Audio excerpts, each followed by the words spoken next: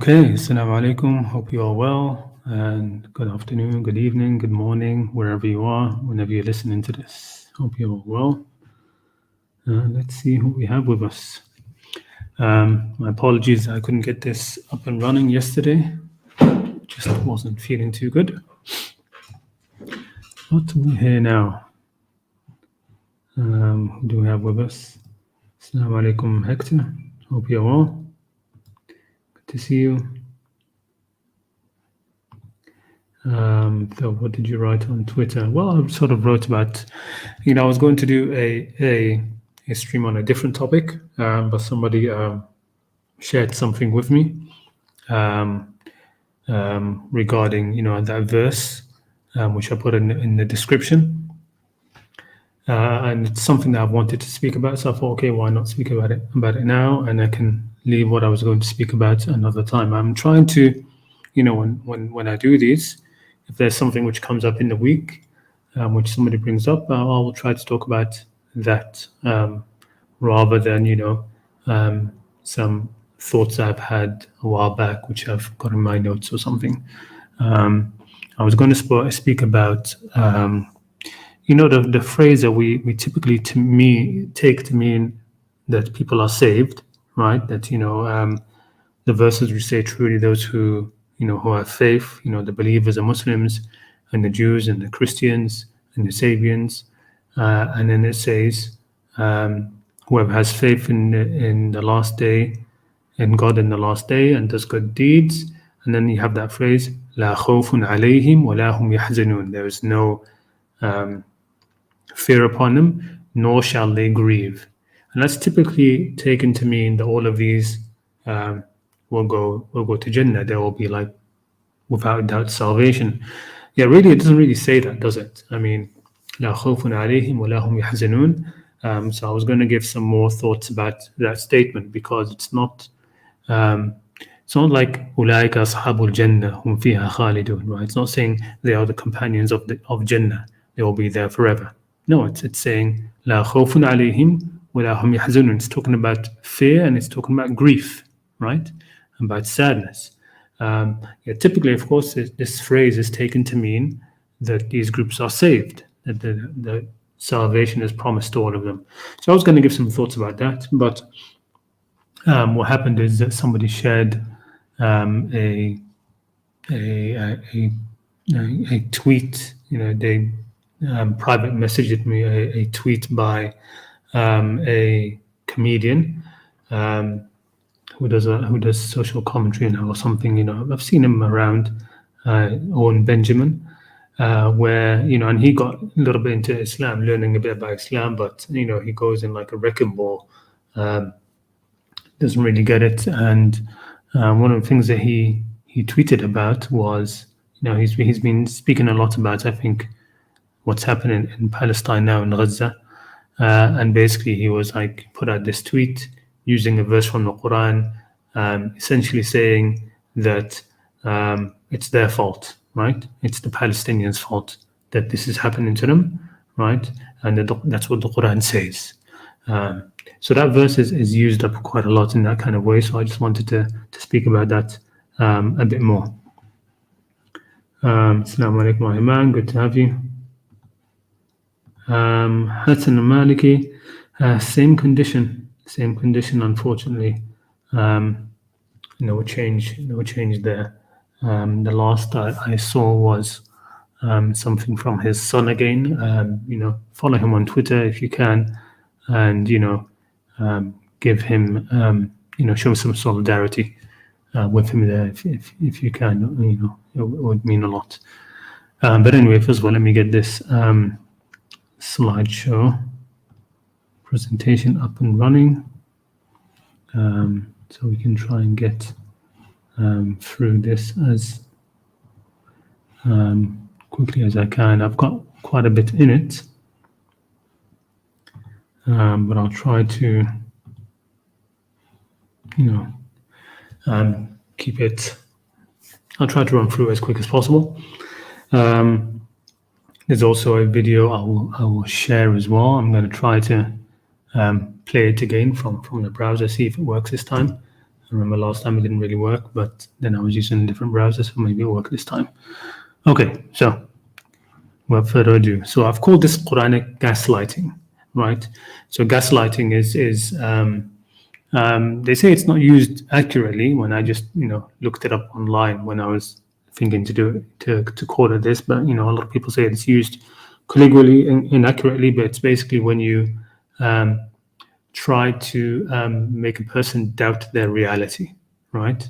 You try to make that person doubt their reality as a form of mental manipulation, right? So something that they know is right, or they know they're in the right, and you sort of like make them self-doubt a lot. You sort of change, make them doubt reality, and their confidence in what they think is true or not true. Okay, so this happens a lot, right? With and used a lot it's done by this verse, right? This verse we're going to come to in a minute. But the idea is, hey, you know what? God doesn't change a people until they change themselves. So if you are oppressed, it is in the end your own fault. That's the gaslighting, right? That it's not, and then it's more than just gaslighting, because it's putting the blame of the oppression upon God. They're saying that God did this to you, right? So it's not us, the tyrants, who are doing it. It isn't those people anymore. It's God who's doing it, right? Which is, in the end, you can distill that into a form of the greatest sin, which is to invent a lie upon God, right? وَمَنْ أَظْلَمُ مِمَّنِ افْتَرَى عَلَى اللَّهِ كَذِبًا. The Quran says, who is more unjust than the one who invents a lie upon God? But anyway, this is the tweet that the person put out. I'll just read it out. It says here, I don't know if the formatting is working over here, but let me just read it out. So he says, so you think the people of Gaza right now should blame themselves and take responsibility and not blame the Jews? In quotes. And says, you mean actually be Muslims? They're saying that's what they should do, that they should take responsibility for themselves and not blame, of course here it should be the Zionists rather than the Jews. And then saying that would be the actual attitude of a Muslim, will be to take responsibility on themselves and not blame the Zionists for what they're doing. So then he says, when the Gaza stuff first happened, I was very bothered by it. I did everything I could to raise awareness, but once I realized that the majority of the conversation is about who to blame and never about how the Palestinians brought this upon themselves. That's what he's saying here. They brought this upon themselves, okay? Or what they can do about it, right? As if they haven't been doing everything they can about it. So he says, I stopped, right? I stopped. Let me just silence my phone. He says, I stopped paying much attention. This week, I've had all of these quote unquote Muslims call me a Zionist Jew for reminding them to actually use their own religion, to actually take their own religion seriously. But God is in control, and people who externalize blame and authority and put the Jews' will above their own gods, will be wiped from the earth. Seems like a law, so yes, it is their fault. And what he does, he quotes that verse, a little snippet of the verse anyway. It's just like a little picture. It's not even the whole verse. And the verse says, God does not change the condition of a people until they change what is with themselves, right?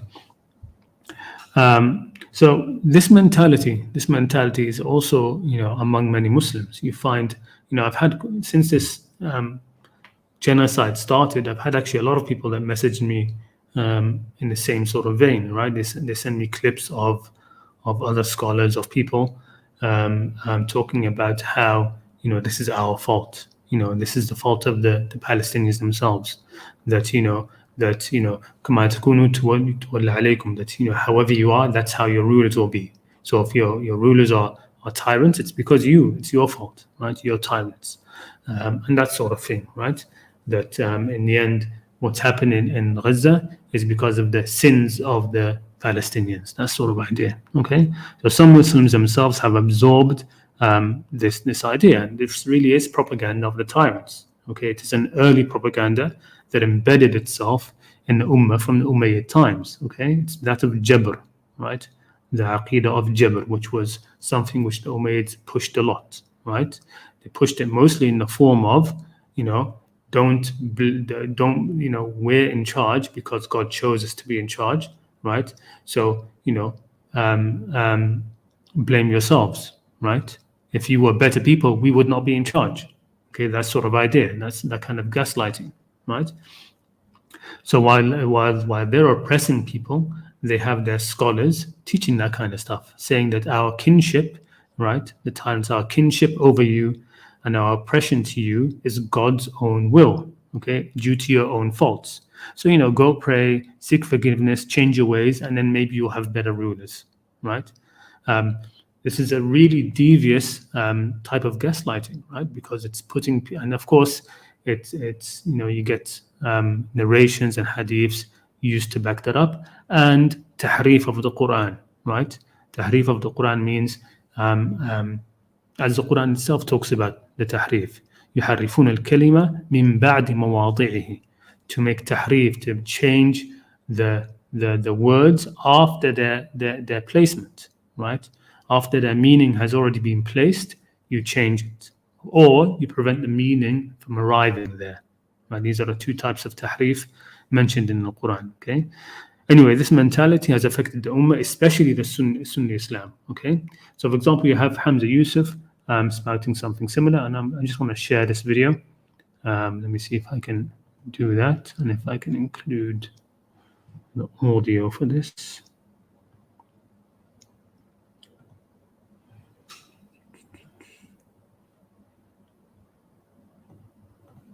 Yeah, let's try that out and see if this works. So here's an example of that which combines that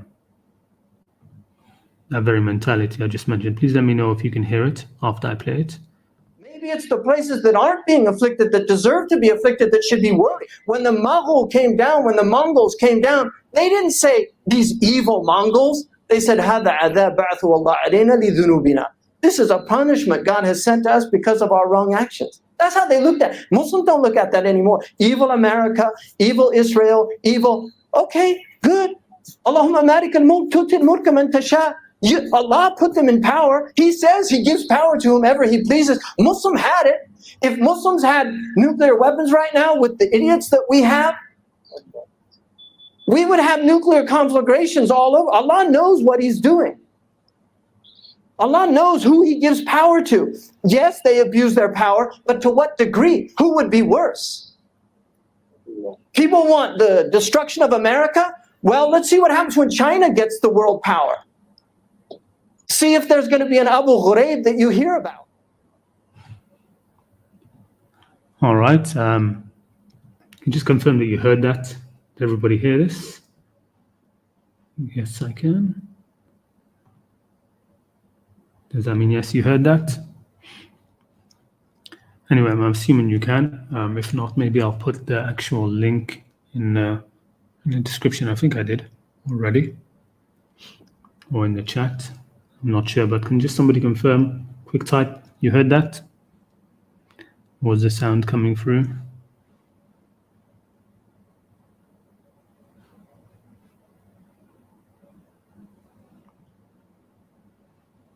Nobody close to typing. Oh, yes. Okay, Ali, thank you. Let me get back to the presentation then. Okay, now, so as you heard from that, just a lot of placing things on God, right? Placing it all on God. He gave this. No, He didn't give the tyrants and mulk. Who it's part of the lies that this is being put on God, right? That this is, God did. Well, I'm going to talk a little bit at the end about that when it comes to mulk and what that means, right? But again, so this is an imprint from the past, I think, right?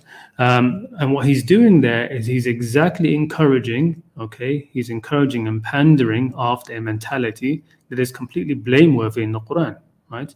So in the Quran, Allah says, وَمِنَ النَّاسِ مَنْ يَقُولُ آمَنَّا بِاللَّهِ فإذا أوذي في الله جعل فتنة الناس كعذاب الله. There are some people, there are some among mankind, ومن الناس, and among mankind are those, who say we have faith in Allah. Yeah, you have faith in Allah.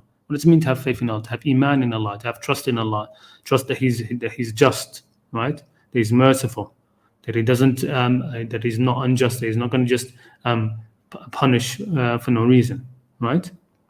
So these people say we have faith in Allah, yet, when such of them is hurt in the cause of Allah, or really it says that when they are harmed in the cause of Allah. What does it mean harmed in the cause of Allah? Why is it saying not even the cause of Allah? It doesn't say fi sabilillah. It doesn't say فَإِذَا أُوذِيَ fi sabilillah. It says فَإِذَا أُوذِيَ fi اللَّهِ.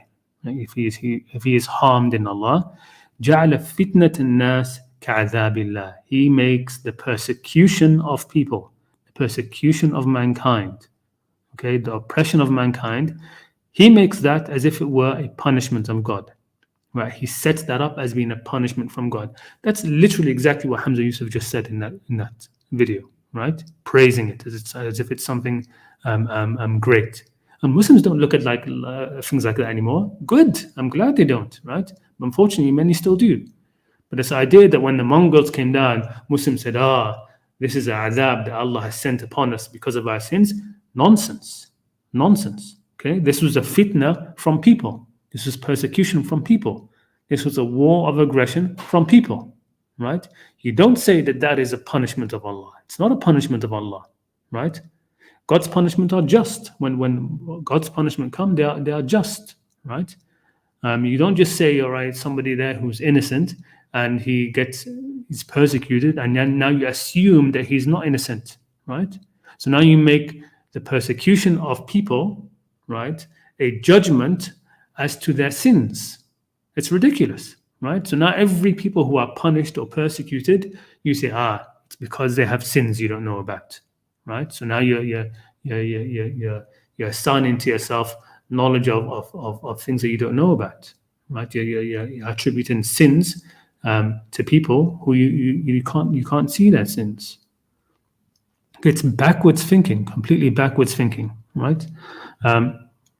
So the verse, let's look at the verse itself. I mean, it starts from, actual verse is verse 11 from Surah Al-Ra'd, from Surah 13, the thunder.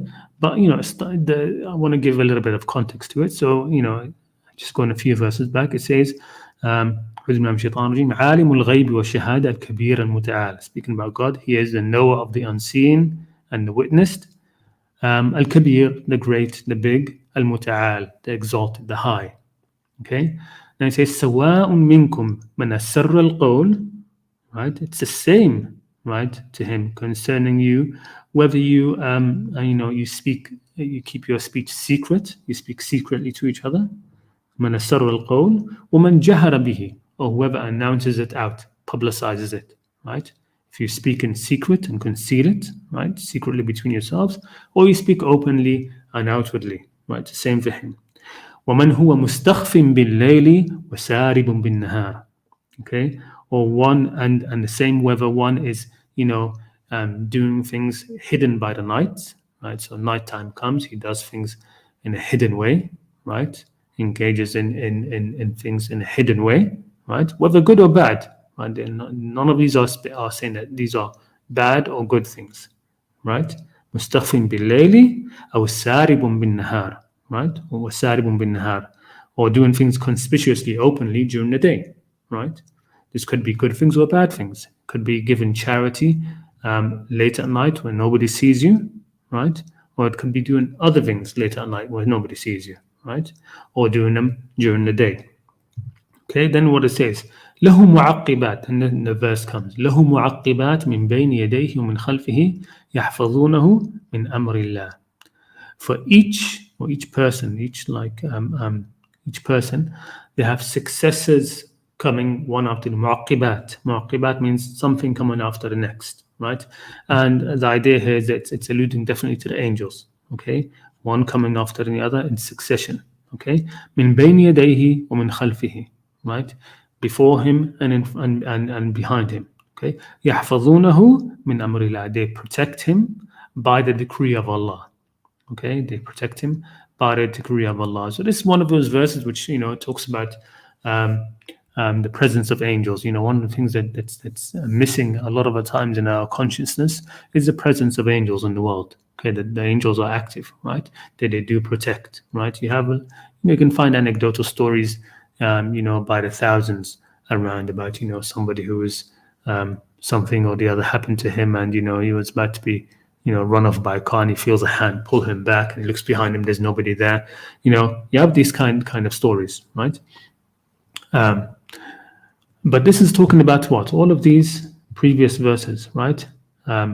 عالم الغيب والشهادة الكبير المتعال. It's talking about what? He knows the hidden and the outward, things seen and unseen, right? Whether you say things secretly or say it openly, whether you do things, by at night time under the cover of darkness or during the day. It's talking about individual actions, right? Sort of individual accountability. Okay, and it talks about how, with all of this happening, there are still protectors that God has assigned, right? For you to, for whatever reason, right? And then it says this part of the verse, إن الله لا يغير ما بقوم حتى يغيروا ما بأنفسهم.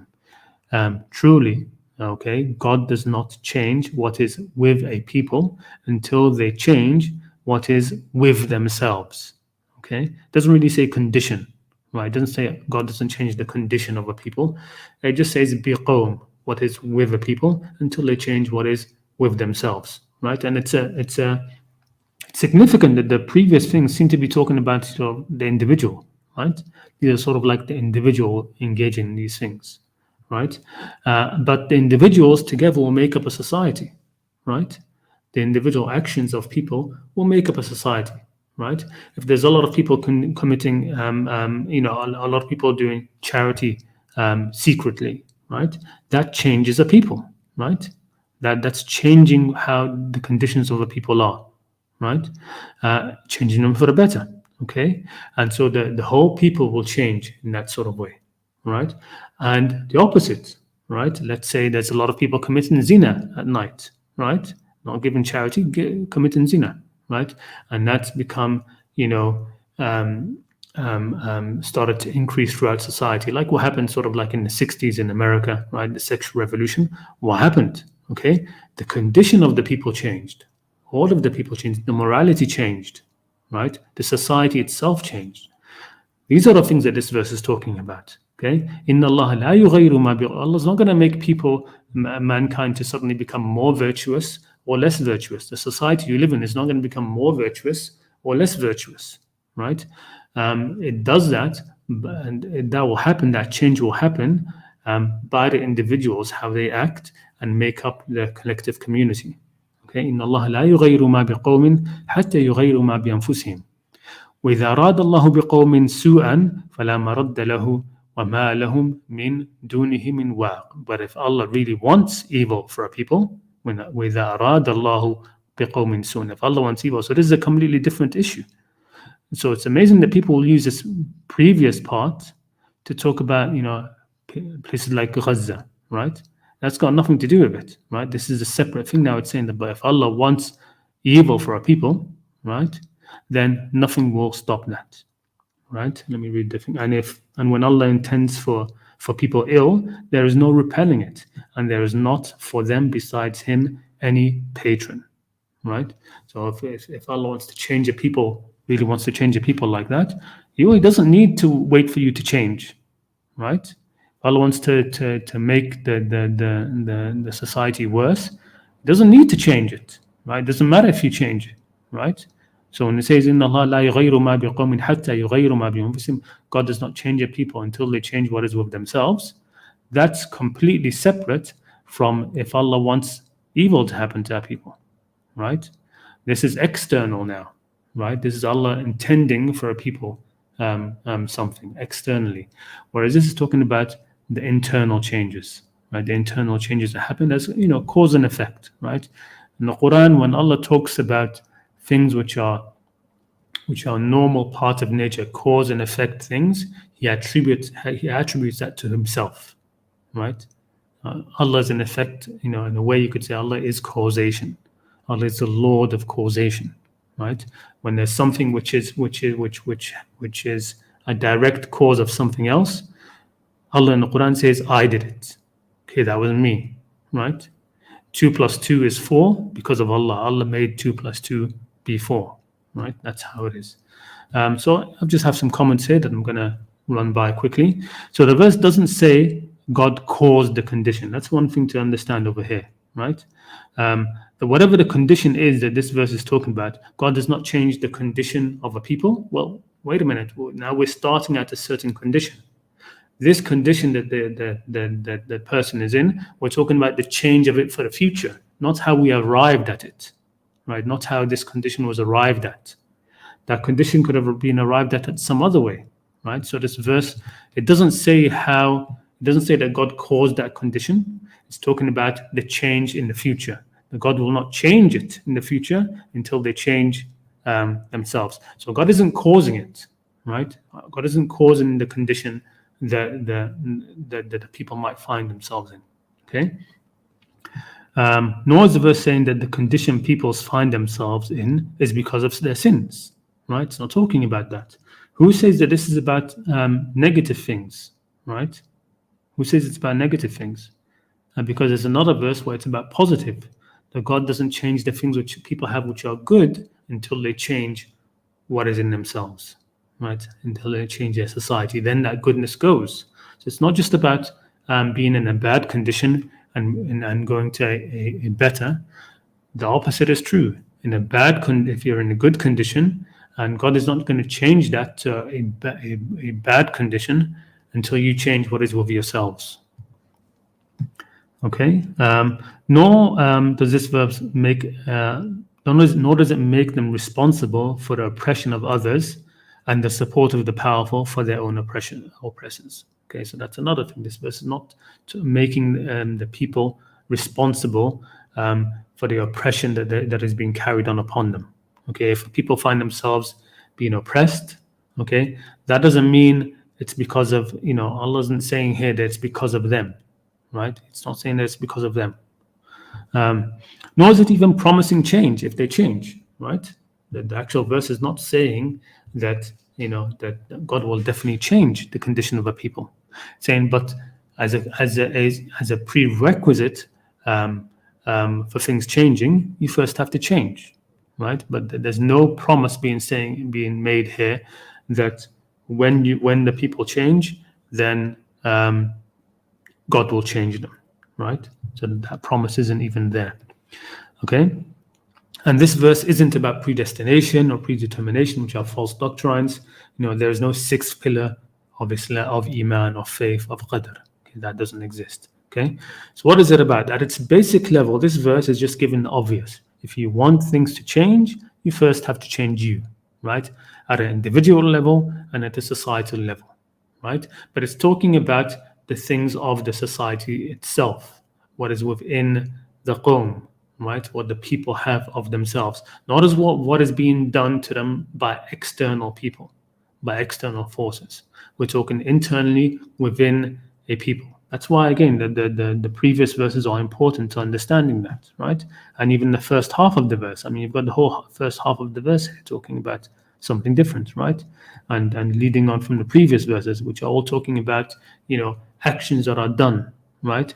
The thousands and hundreds of thousands of actions are done within a society, okay, by individuals, right? God knows the manifest of it and the hidden, right? He knows what is being said secretly and what is being said publicly, right? Good or bad. What is being done on the cover of night, what is done, in broad daylight, good or bad, right? And he's protecting people in individuals in that side of, within that context as well, and ultimately they make up the society, right? And God is not going to change the makeup of that society, right, unless the society changes. If everybody is good and like saints, then it will remain that way.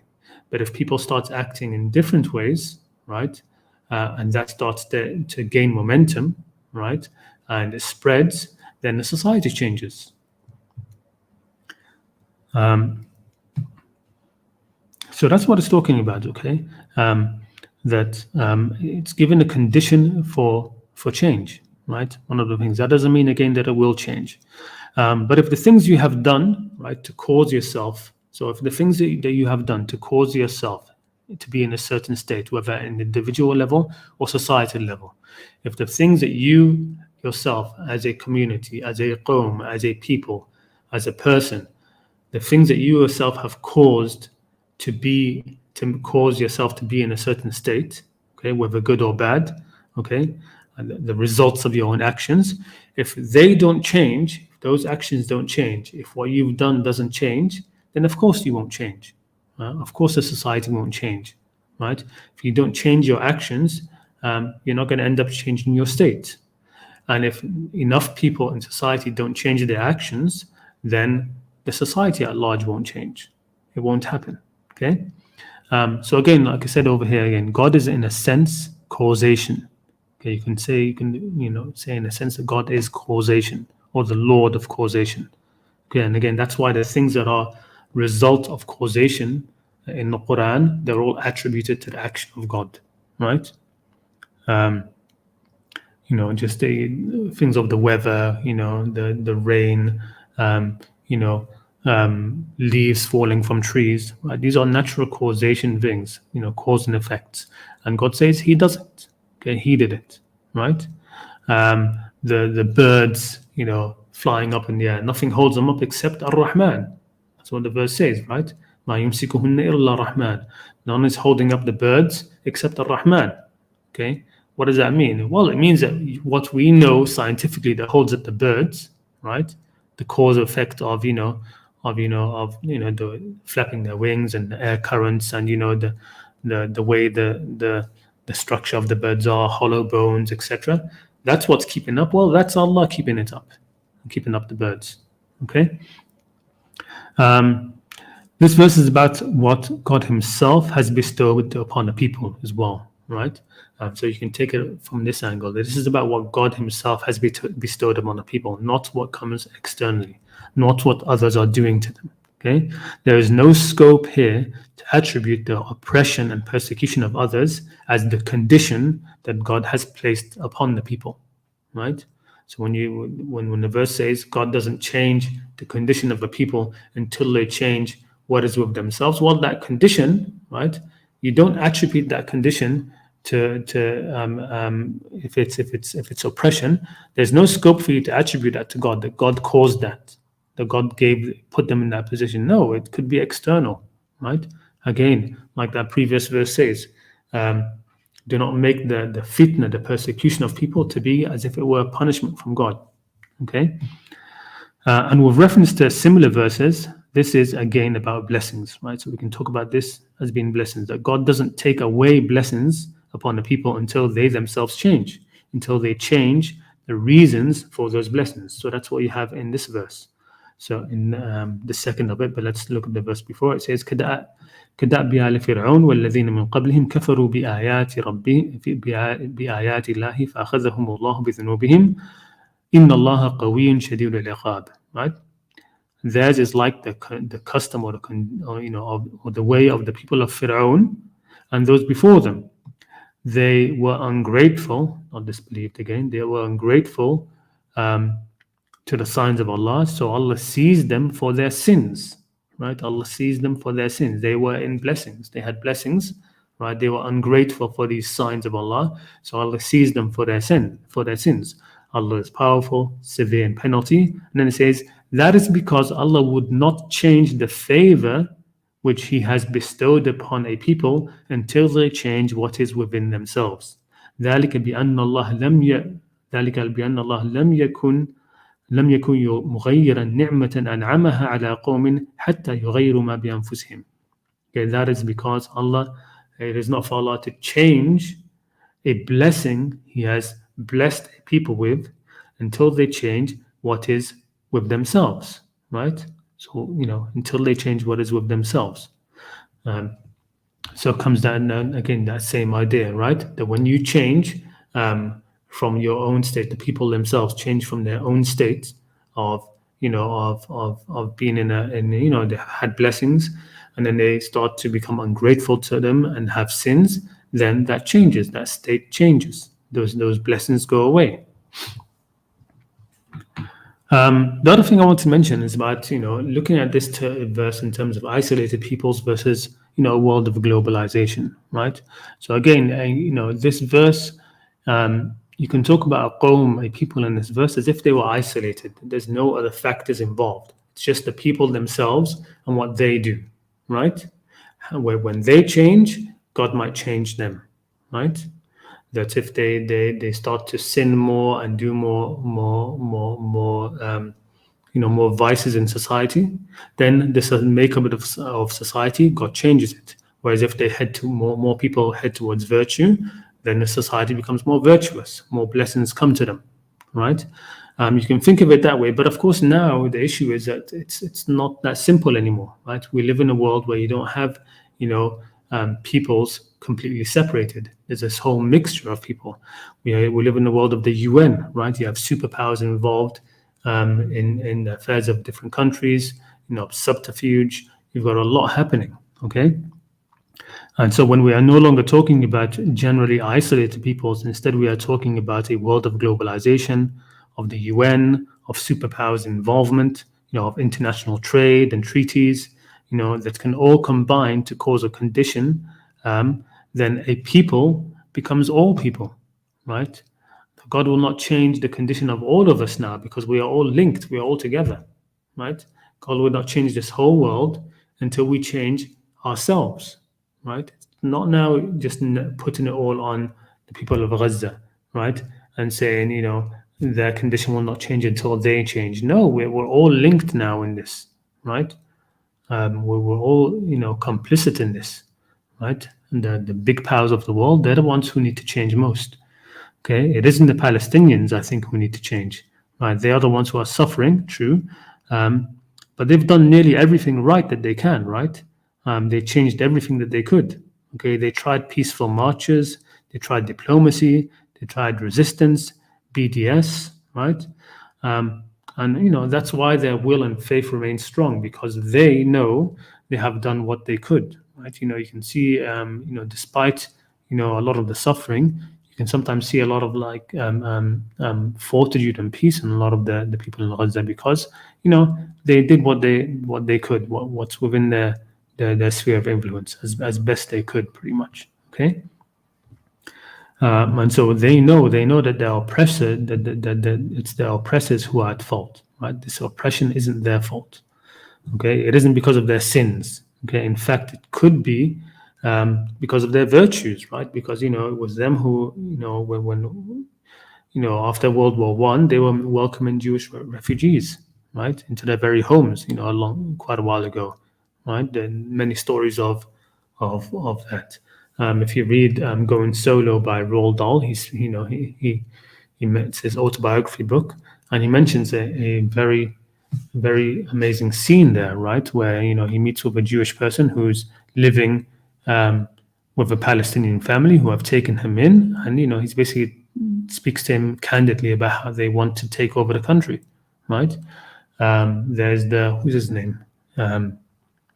That model, what's her name? Bibi Hadidi or something, and her father. That famous model and her father. I forget their names, but anyway, where they had literally had the Jewish family who they took in, and then they went out for a gin and they came back and found that they'd basically taken over the house, right? So what sins did they commit, right? Which is another thing. Why them, right? Why them? If this oppression is their fault, then how many other peoples deserve similar or worse oppression, right? How is it their fault? What sins did they commit? Again, this is this backward thinking, right, that Hamza Yusuf just displayed, that you look at people being persecuted, right, and then you equate that with sins that they must have done. So now the most persecuted people in your mind become the people who have committed the most sins, right? It's ridiculous, right? The Palestinian people don't have sins more than any other people, right, as far as we can see, right? And they've suffered for so long already, right? Isn't that already an expiation? And in the beginning of all this, they were actually, welcoming these people, right? They welcomed a lot of the Jewish refugees in. Okay, so if this oppression is their fault, then how many other peoples deserve similar or worse oppression? Okay, why aren't they getting that oppression via God's will? Okay, again, this mentality is something where you've absorbed the mentality of tyrants and how they use God to gaslight. Okay, it isn't the Palestinians who need to change. Okay, every international institution from the UN to charities has been vandalized now by the Zionists. Right, it's been vandalized by Israel. You know, the International Criminal Court, everything, it's gone up in flames, right? You know, the sanctity for journalists, everything has been just completely complete impunity.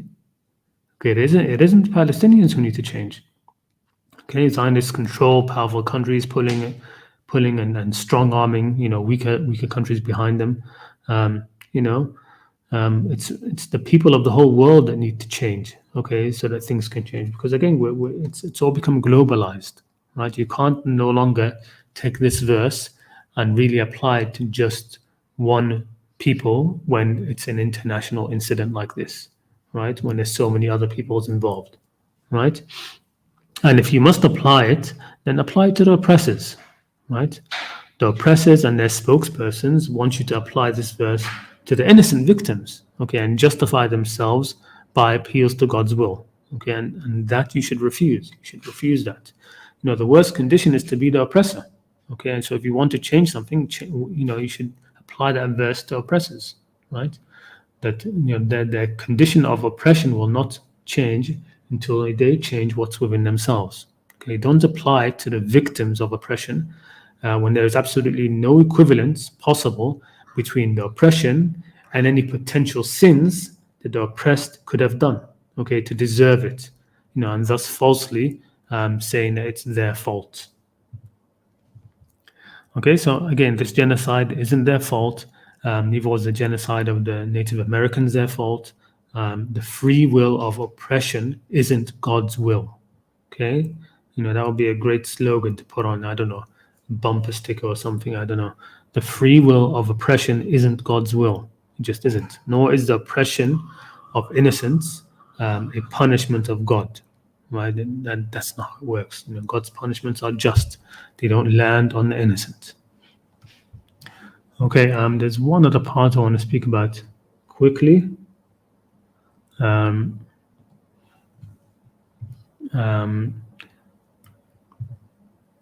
Which is about mulk, but I have a final word here, looks like I've written. Okay, so again here, just to make it clearer about this verse, the original verse is about the condition of a people that is of themselves, not a condition done upon them by those external to themselves. And certainly not oppression and aggression by external people, okay, upon the said people. And the verse isn't about the past, okay, it isn't about the past and what caused the current condition, whether bad or good. Okay, it's about the future. It's about what will happen going forward, right? That the condition that people find themselves in, that in the the future of it, that will not change until they change, right? You know, this applies on an individual level and a societal level. The societies won't change until they change what is within themselves. And I think really that part, you know, because the wording is بأنفسهم ما بأنفسهم حتى يغيروا ما بأنفسهم. I think it really means about changing the people, right, within the society, right? So when it says, you know, a society, a qawm will not change until they change what is within themselves, right? Meaning that the society together should try to change the individuals to be more virtuous, right? To be more virtuous, and then by that the society will change. Okay, they're changing the people. It's not just about changing, you know, sins or whatever. You actually have to make a change in the hearts of the people. حتى يغيروا ما بأنفسهم, what is with the, you know, the nafses which are with them. So if your current condition is the result of your own actions or self, then that will not change until you change yourself, okay, whether for good or evil. Okay, it's that simple. That's what that verse is about. Okay, now just a couple of quick mentions about mulk, about kingship, right? There's a difference between God giving someone kingship, mulk, either by announcing it through prophets or someone being born into it. Okay, there's a difference between that and people seizing kingship, seizing mulk, right?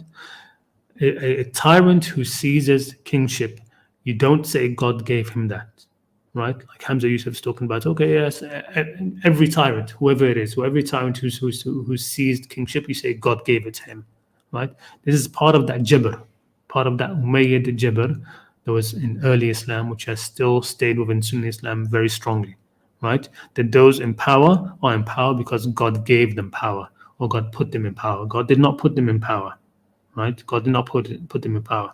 The people who God gives mulk to, all right, He actually gives mulk to, right? It's not just something you just say, okay, somebody takes mulk and say, God gave it to them. No, right?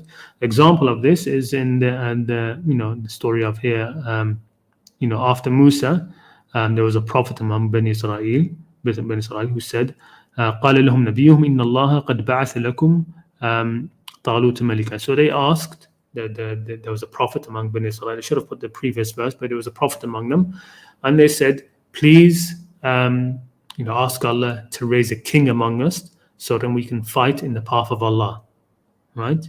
And then the prophet says to them, well, are you sure that if a king is raised among you, that you will fight? Maybe you won't. And they said, well, how is it that we should not fight in the cause of Allah when we have been stripped of our homes and our wealth, right? In the end, though, the prophet says, قال لهم نبيهم إن الله قد بعث لكم طالوت ملكا. Okay, and their prophet said to them, indeed Allah has sent to you Saul or Talut as a king. Here is somebody who Allah gave kingship to. Okay, Dawood also is somebody who Allah gave kingship to. Okay, these are people who God Himself did give kingship to, right? You don't say that a Mughal God gave kingship to them, right? Because they invaded and conquered. Right? That's not the same thing, right? God giving kinship to people is actually God giving kinship, right? And here, of course, they complain. قالوا أن يكون له الملك علينا ونحن أحق بالملك منه. They said, how is it that he should have kingship over us while we are more worthy of kinship than him, and he has not been given a measure of wealth? Okay. He said, indeed Allah, إن الله اصطفاه عليكم وزاده بسطة في العلم والجسم. Truly Allah has chosen him above you, and He increased him abundantly in knowledge and his body. It says his stature, but it says body. وَاللَّهُ يُؤْتِي مُلْكَهُ مَنْ يَشَاءُ. And Allah gives His mulk to whoever He wills. This is Allah given mulk. This is Allah given mulk, not the other. Okay. Here, for example, right? أَلَمْ تَرَ إِلَى الَّذِي حَاجَّ إِبْرَاهِيمَ فِي رَبِّهِ أَنْ آتَاهُ اللَّهُ الْمُلْكَ. So there's somebody who Allah gave kingship to. Okay, have you not considered the one who argued with Ibrahim about his Lord, merely because Allah has given him kingship, right? Now, how did he get kingship? Right now, it doesn't say to us, but I would venture to say that he was born into it. Okay, being born into it is another way, of course, that God could give you kinship because you're born into it, right? That's again different. That's not the same as a tyrant seizing kingship. Okay, that's not Allah giving anybody kingship. Okay, and when it comes to kingship, it's not always a blessing, right? Some of it is, of course, just a test. Okay, قل اللهم مالك الملك تؤتي الملك من تشاء تؤتي الملك من تشاء وتنزع الملك ممن تشاء. Say, Allah, owner of sovereignty, you give sovereignty or mulk to whoever you will, and you take it away from whoever you will. Okay, and تعز من تشاء وتذل من تشاء. You honor who you will and you humiliate who you will, right? But the point here is that it's God giving or taking away mulk. We can't just place any situation where you see somebody who is a king somewhere and you say God gave him that kingship, right? A tyrant who invades and conquers, don't say that God gave him that kingship, right? It's not the same.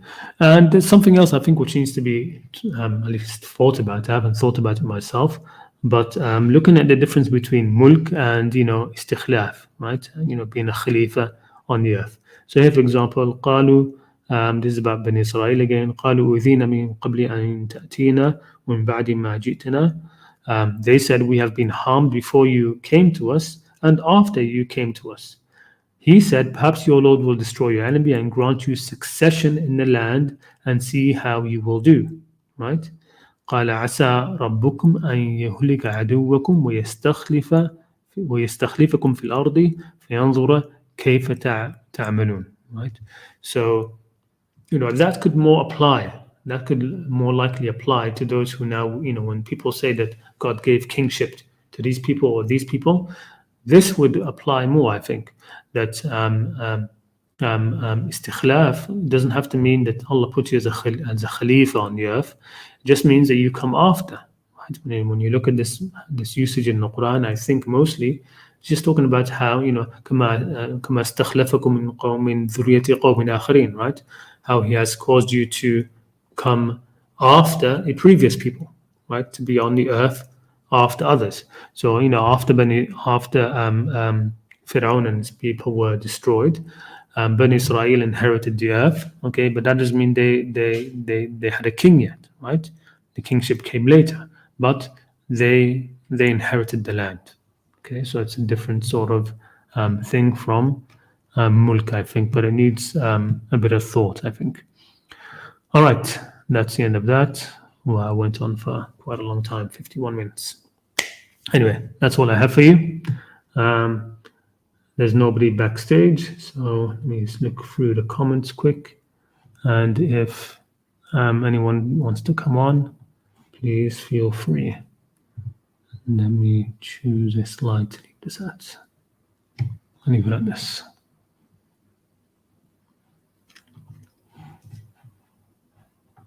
Yeah, Ash'ari ideology has a lot of that. Ash'ari ideology is basically Jabr, right? When it comes down to it, when you get down to the, without all of the sophistry, the Ash'ari ideology, when it comes to these things, is Jabr. It's that, that even your choices are being chosen by God, right? Even your choices are being chosen, are chosen by God, right?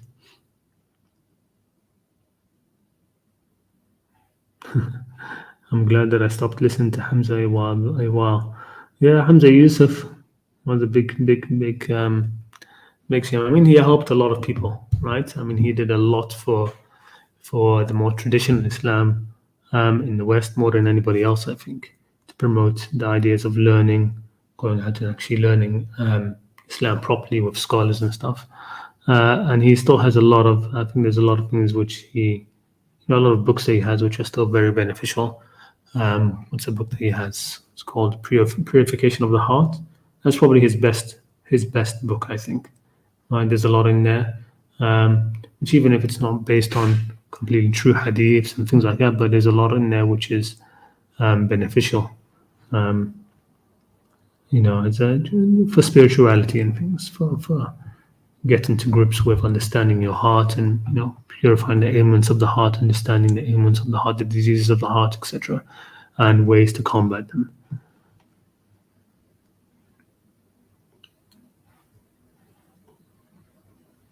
Okay, let's see what we have here. Islam does 9123 support expansionism? What do you mean by expansionism? Let me see, 9123. What verse is that? يا أيها الذين آمنوا اقتلوا الذين يلونكم من الكفار وليجدوا فيكم غلظة واعلموا أن الله مع المتقين. No, it does not promote any expansionism. Look, remember this surah, Surah 9, one of the last surahs revealed. Okay, you can't pretend that before that there's been no guidance in terms of fighting and warfare, right? Quite the opposite. You should see this as part of the cumulative addition to guidance regarding warfare.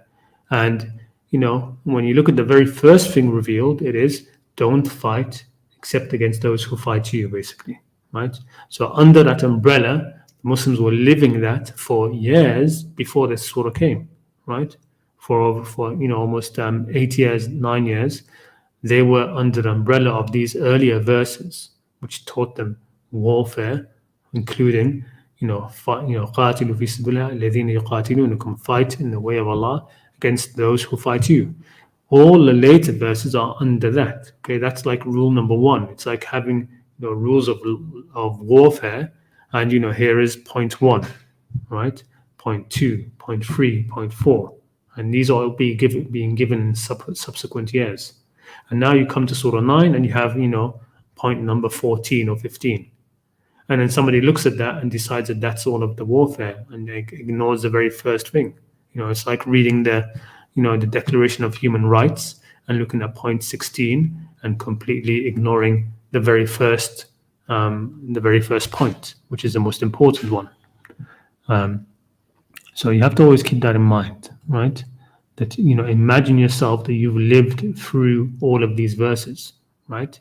That you were in Medina, and then the verse came, permission to fight is given to those who have been wronged, okay? And then the verse saying, fight in the way of God against those who fight you, but do not aggress. God doesn't love the aggressors. So you're living this for years, right? That's part of of the battles that are happening. You have that for years as part of the mentality that everybody has, okay? And then that's continuing, and more verses are being added, and then comes this verse that you're talking about here, right? It falls into the context of everything else. It shouldn't be that that you think that in every verse that's revealed later on, that has to be repeated. The first point has to be repeated. That would be silly, right? Wouldn't make any sense. Every verse later on has to be, oh, by the way, only fight against those who fight you. Oh, by the way, only fight against those who fight you. Oh, by the way, only, and then no, there's no point in keep on repeating it over and over again. It's point one, it's done, it's embedded. It's part of the warfare.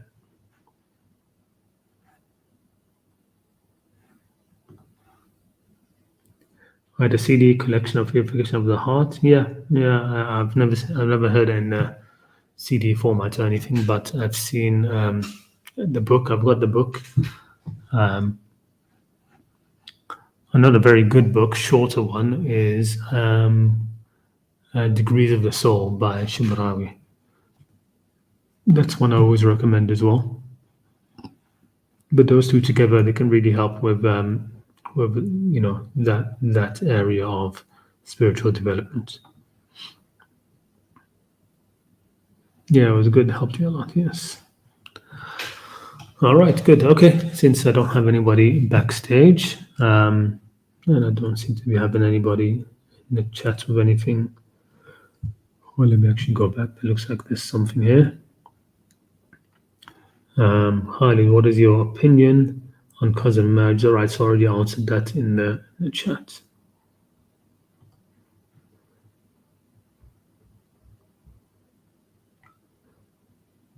The Roman invasion in 7 AD is referenced to as Allah's punishment in 17:5. Which one is that? What are you talking about here?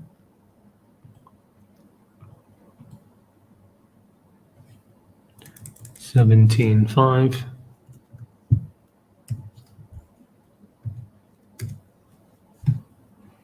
فإذا جاء وعد أولاهما بعثنا عليكم عبادا لنا أولي بأس شديد فجاسوا خلال الديار وكان وعدا مفعولا. Well, it doesn't say anything here about punishment. Maybe you mean a different verse. Let's see the previous one. Yeah, it's not saying anything about it being a punishment. ثم رددنا عليكم الكرة عليهم وأمددناكم بأموال وبنين وجعلناكم أكثر نفيرا أحسنتم لأنفسكم وإن أسأتم فلها فإذا جاء وعد الآخرة يسوء وجوهكم وليدخلوا المسجد كما دخلوه أول مرة يتبروا ما علوه تتبيرا. عسى ربكم يرحمكم وإن عدتم عدنا وجعلنا جهنم للكافرين حصيرا. Yeah, there's not. I don't see anything about it being mentioned as it being God's punishment. Maybe you want to revisit the verse if maybe I'm not looking at the right one. Ah, we have somebody backstage. Shame. Oh, disappeared.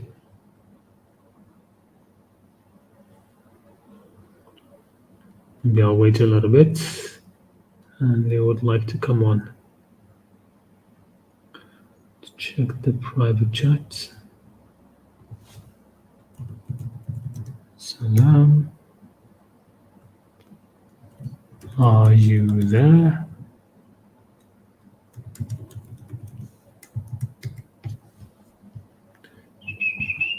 I'll give a few minutes, a minute or so, see if this person returns.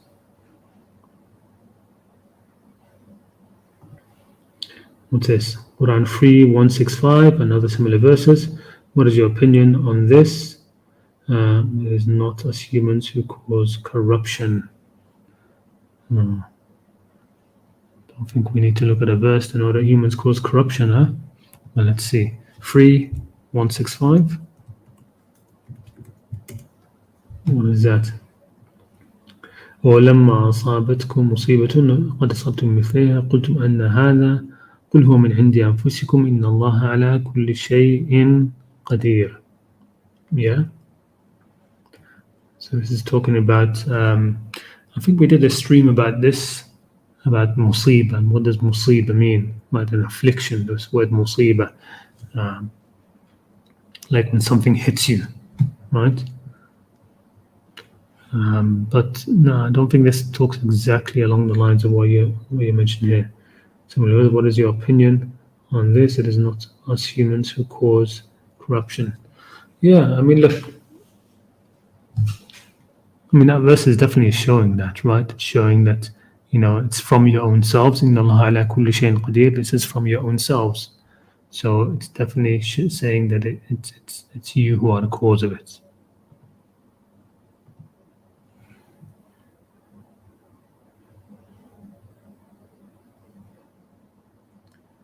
We send against them some of our servants.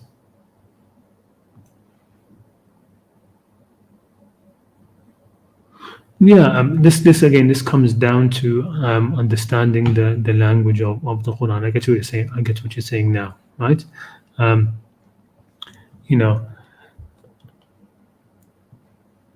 Quran talks about these kind of things. It's not. How can I put it for you? It's again like what I mentioned before about God holding up the birds, right? Or attributing to Himself things which are sort of like things which happen sort of like fatally by causation. Okay, Allah often attributes these to Himself. Okay, so for example, when somebody's heart is sealed, right? It's sealed, right? Allah says He sealed the hearts, but it's really the person who sealed it themselves, right? By certain actions which will inevitably seal the heart, right? So when He says when that happens, God says He did it because it's part of the causation which He caused, right? It didn't have to be that way, but that's part of the causation. Let me bring the verse back again though. Where is it? Because I want to read it properly.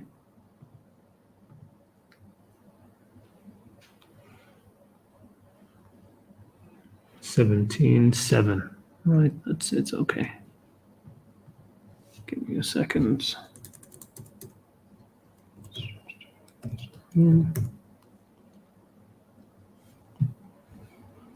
فإذا جاء وعد الآخرة. No, that's not the one you mentioned.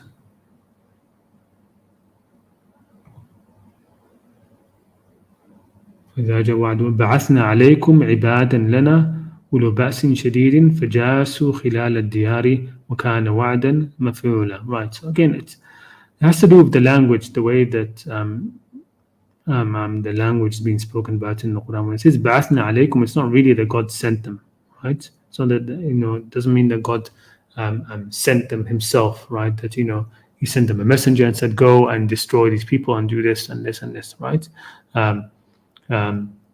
The same language is used, for example, ثم بعثنا من بعدهم قرنا آخرين, right? We raised after them a new generation, a new people. So in some of the stories in the Quran, when it's talking about how certain people were destroyed, like the people of Nuh, or the people of Ad, or these people, and it says ثم بعثنا, we raised another people, right? So when it's talking about this, it's just talking about how, you know, just people being born, basically, right? And new people being born, right? And growing up, and these are the next generation. Okay, بعثنا عليكم عبادا لنا, right? We raised these people upon you, right? So they were, you know, over you. They were stronger than you, and you know they did what they did. But it's that sort of thing. So look it up. I mean, look at the word ba'ath. This word, you know, ba'atha. Look it up in the Quran. You'll see that it's not in that sort of context of God doing it in that sort of way, right? This sort of like direct revelation kind of way.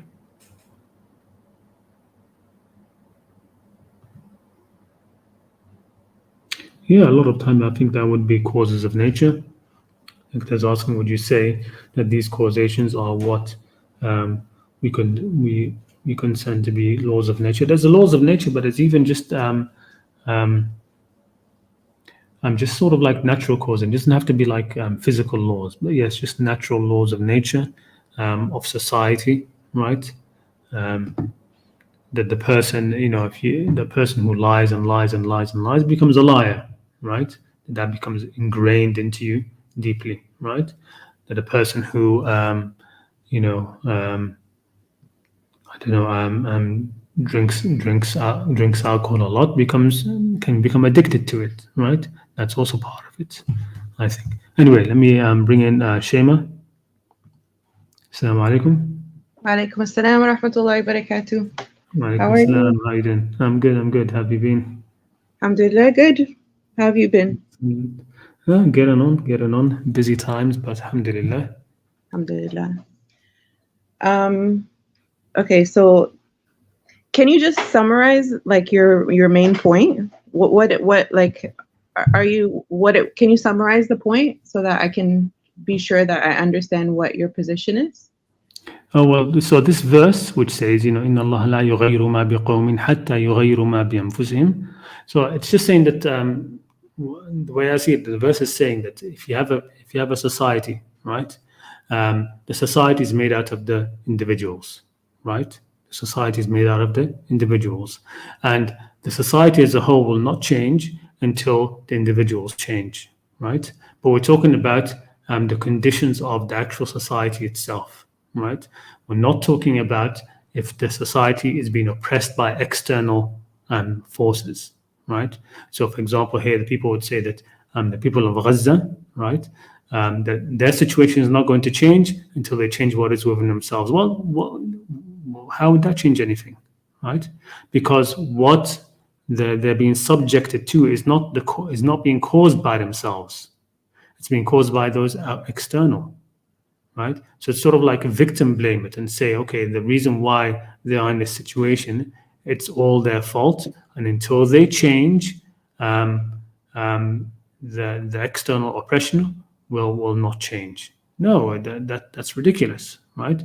The external oppression is happening because of the actions of the external oppressors, not because of the people inside, right? Not because of the qawm themselves.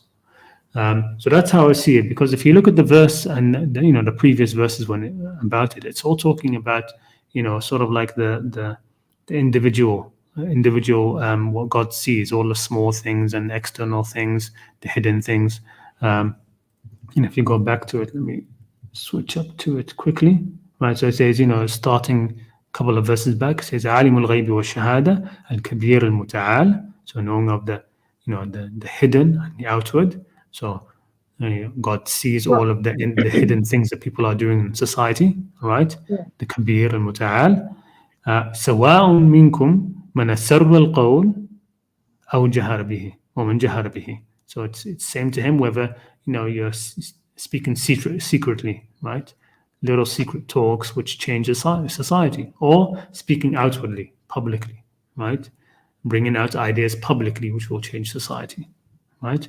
Okay, so you're not arguing for the fact that an individual circumstance that is like in a wrong state can bring about suffering. You're focusing on whether it's like external factors that cause this suffering, right? It depends on the suffering, I suppose. No, it's just about this verse, because this verse, I think it gets abused by people wanting to basically use God to gaslight people, right? By saying that the reason why you're in this condition, right? This condition is always is because of you, and it's not going to change until you change, right? Now, you have to actually look at the condition that the people are in and what's caused it, and where it comes from. You can't just look at somebody who's a victim, right, and say that you're in this position because of your sins, because of you, right? I think what's hard for people to reconcile, and like a lot of my friends, and when this all started, it was like really hard for people to understand and make sense of what was happening, because it's dragging out for so long, like it's so much suffering, and that doesn't take away from the actions of the oppressors. It doesn't. But I think what's hard to reconcile is the fact that, like, in the Qur'an, there's a very strong principle of the fact that Nasr is promised, right? Like Nasr to the believers, or support, help. It's a promise, right?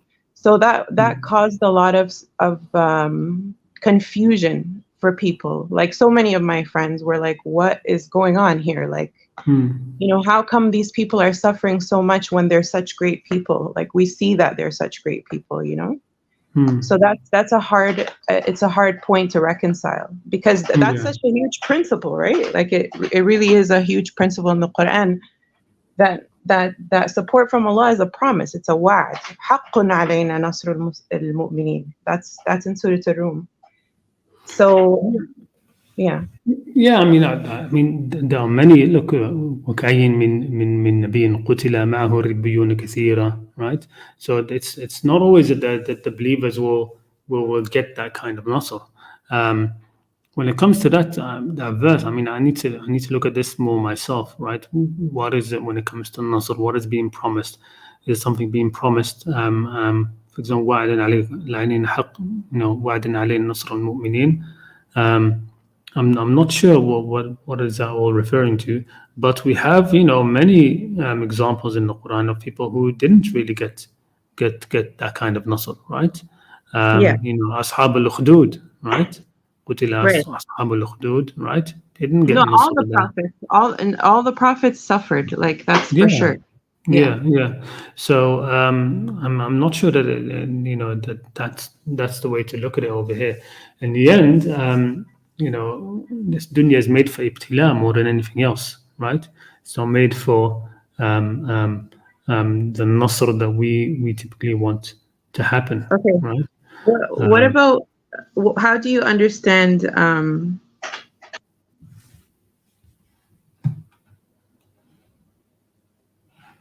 Hello?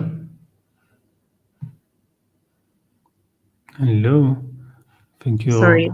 Mic. Yes. Go When ahead. I exit the window, it mutes me, I guess. I think I was asking you how you understand the verses in Surah An-Nisa. I don't know if you guys talked about it already, because I was in and out, but I think it's verse 78 and 79, possibly, from Surah An-Nisa. 78 and 79. Let me just make sure. I'm going to mute, though, when I get out. Okay, let me see.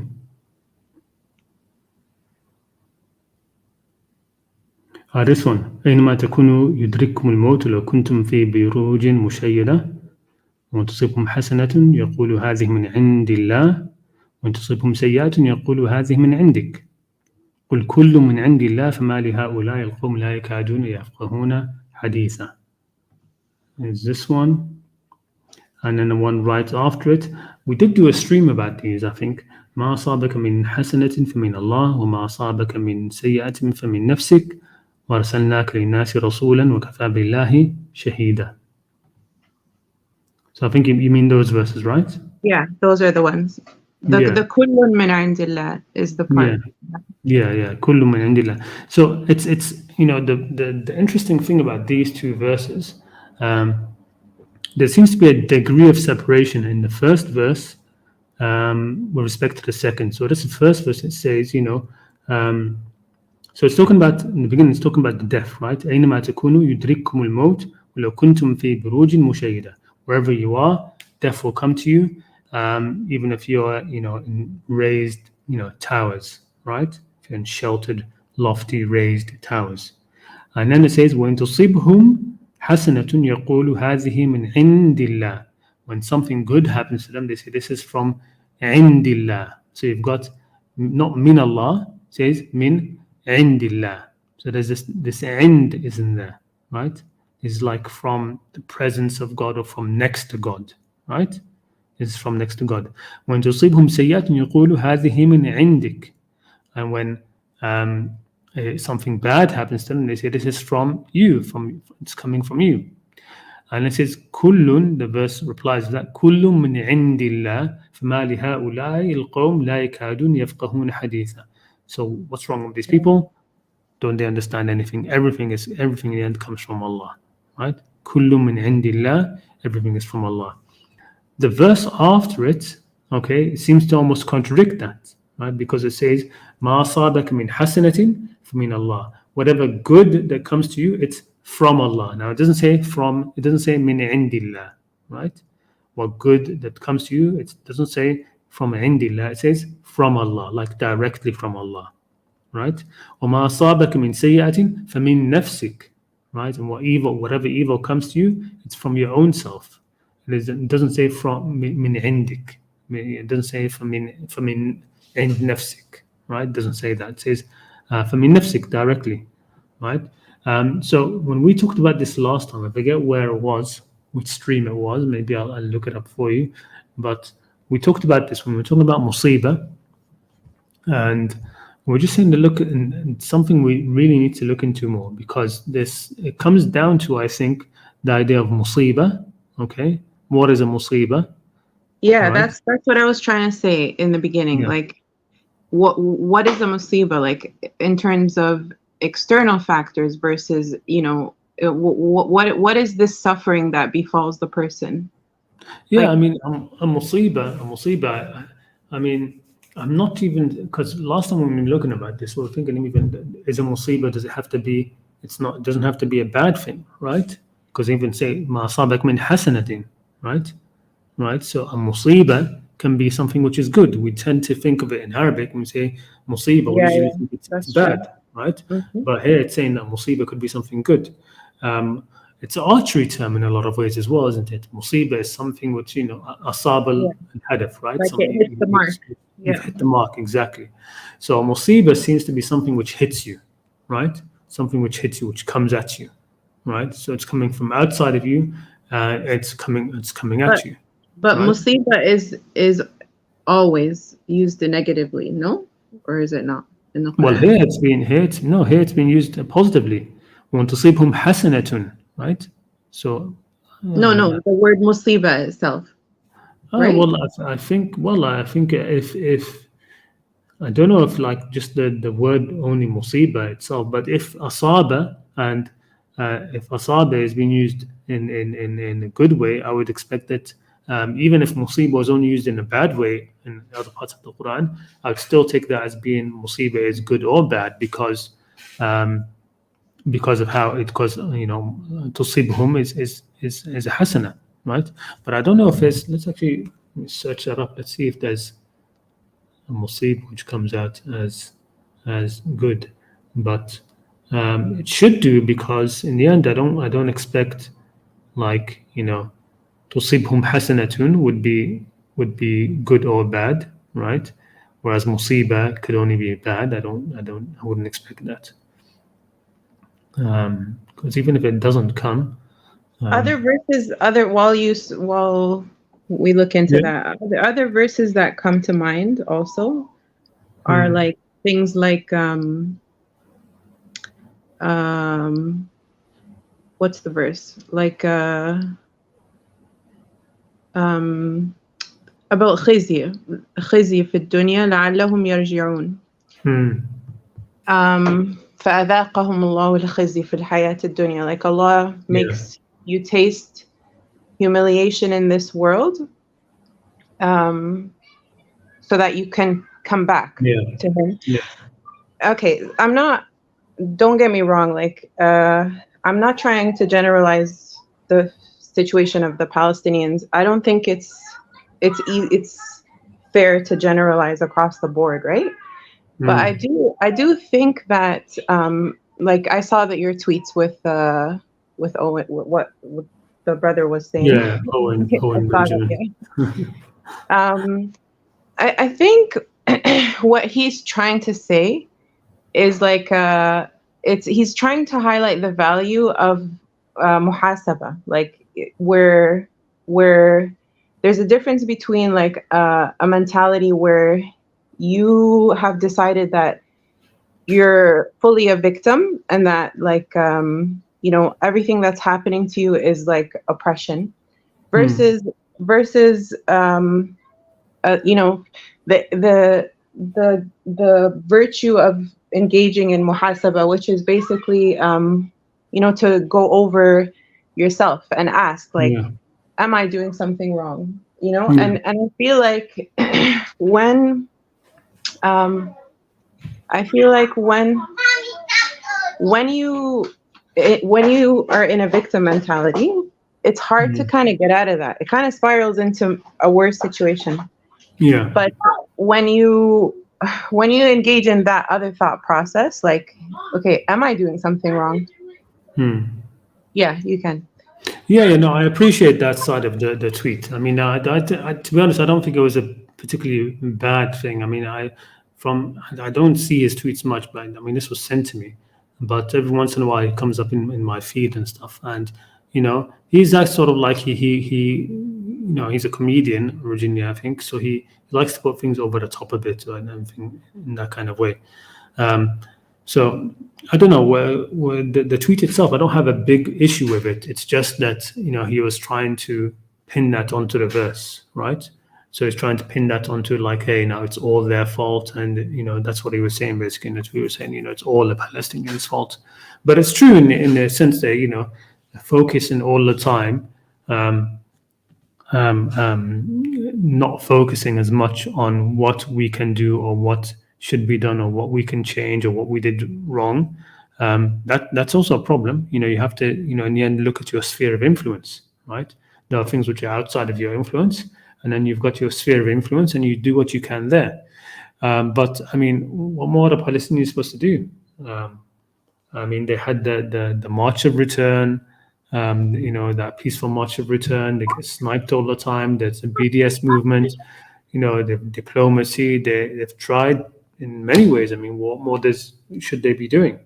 In terms of introspection, the only introspection I suppose they could be doing now is, oh my God, we wish we hadn't let them come in the first place. Why did we let them in our homes? And you know, and why were we good to them? And stuff like that. I see the Palestinians as like really great people. I can't deny that. You know, like I see that they have so many great qualities, and I have so many Palestinian friends. Yeah, incredibly educated as well, right? I mean, the level of education of Palestinians is off the charts. Yeah, but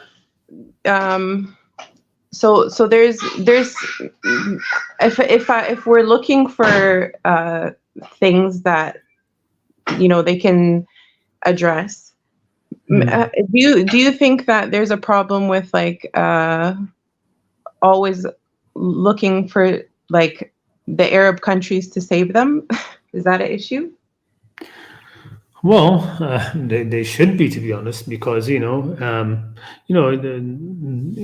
of the things which is mentioned in the Quran, which is a reason for fighting, right, is وَمَا لَكُمْ لَا تُقَاتِلُونَ فِي سَبِيلِ اللَّهِ I'm trying to get the مستضعفين من والمستضعفين, الولدان. exactly, yes, والمستضعفين من الرجال والنساء والولدان الذين يقولون ربنا أخرجنا من هذه البلدة قرية. الظالم أهلها القرية الظالم أهلها وجعل لنا من لدنك وليا وجعل لنا من لدنك نصيرا. Yes, so there Yes, should be, when people are oppressed in a certain place, there's nothing wrong with them that's calling out true. for others to help them, right?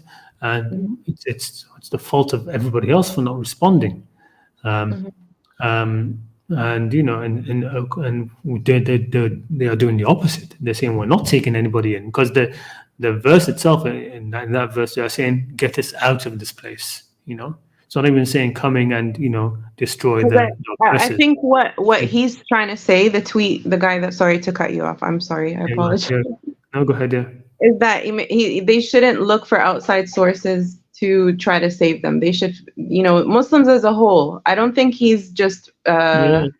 pointing to the people in Gaza or Palestine, but Muslims as a whole should start to I can understand that would probably be his intention in saying that, but the actual words that are written, right, and we have to sometimes just go by the actual words are written, that he was just saying Palestine is their fault, right?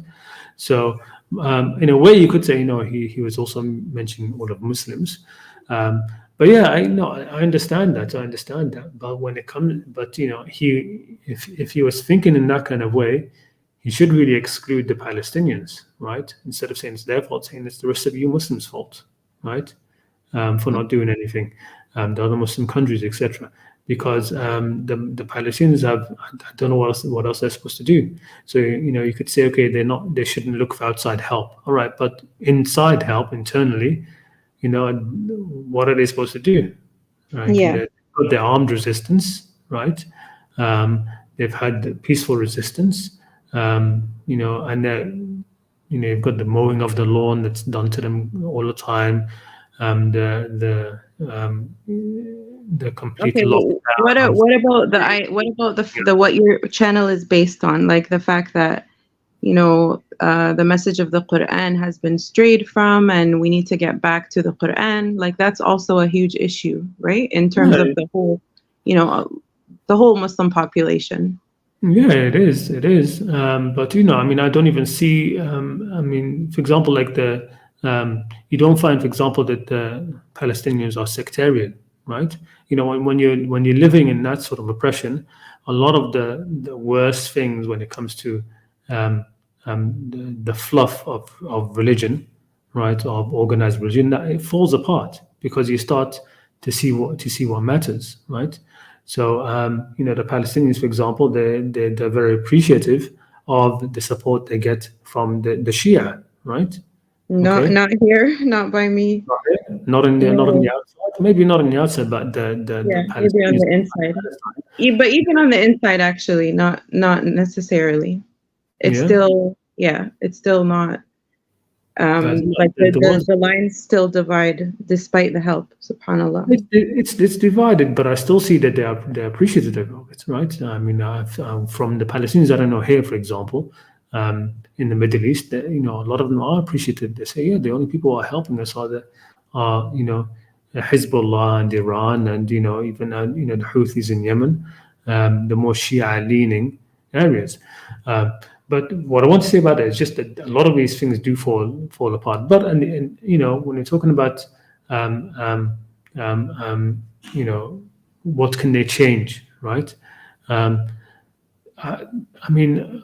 It's like saying they need to do 98% rather than 95%, right? It's expecting a lot, right, in terms of what they can do to alleviate the situation they're in. I don't see what more they can do. Yes, you can get them to educate themselves about Deen in a more Quranic centric Islam. But that's again, I think it's sort of like saying that the reason why they are oppressed is because they don't have that Quranic centric Islam, right? That God is punishing them because they don't have that, right? And again, I think that comes down to again almost blaming them for that. There are lots of other places that they don't have that and worse, and they're not being genocided or oppressed in that sort of way. So it's really the earnest is on the rest of the world to change, the rest of the world to do something. And one of the things I was mentioning in the slides is that it's a global issue now, because it's not, when with respect to that verse of God doesn't change the condition of people until they change what's of themselves. It's the condition is being instigated by a lot of forces around the world, right? It's now global. So I think that sort of verse should be applied to us, to mankind on a global scale now, right? The qawm now in this sort of situation for this sort of thing, which involves the UN, ICG, trade, and international boycotting, and you've got people, Zionists, extreme Zionists all over the world. It's a global thing, right? And so that has to change for the situation, the condition of the whole of the world to change, because the Zionists have a stranglehold on a lot of things. It's not just them. It's not just in Palestine that this is happening. They're suffering the most, but they're involved in lots of other areas in the world, in politics, and in big business, and in a lot of things. So it's again, I mean, what more can they do? They're doing as much as they can, and as much as I see it's feasible that they can.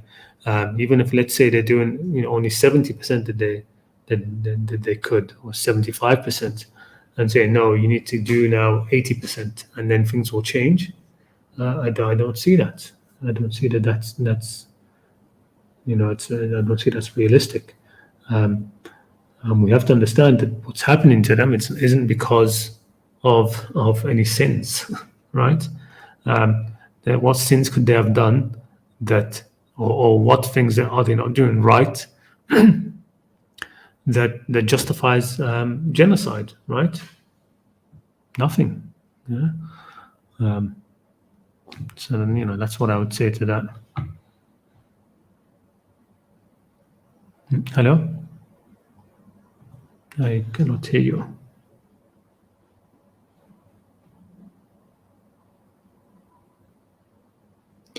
Oh man, wrong use of there. Wrong use of there. Not sure what that means.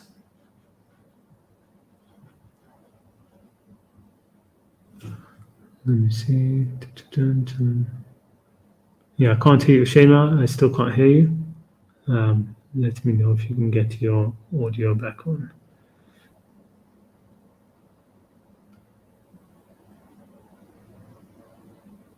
That's true. You can't assume that, but I don't think that there is none. But I think it's much less reduced, right? I think it is much less reduced in terms of in the region, because from those who I know, and I've spoken to, they're much more appreciative, right? I remember when there was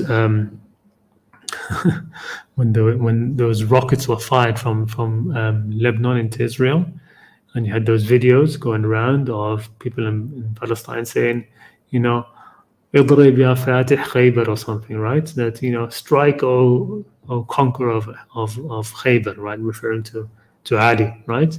And some of them shouting, "Oh yeah, Ali," and and yeah, Hussein, right? This was happening, yeah, because the value in just having people support you, it helps take away that extremism in sectarianism. So I think there is less extremism over there when it comes to sectarian issues, right?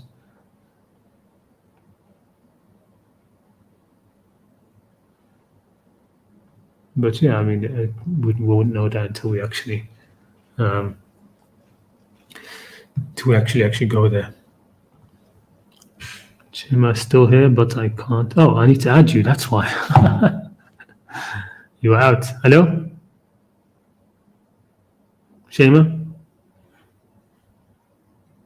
My bad. You are back on. Oh, no, she left.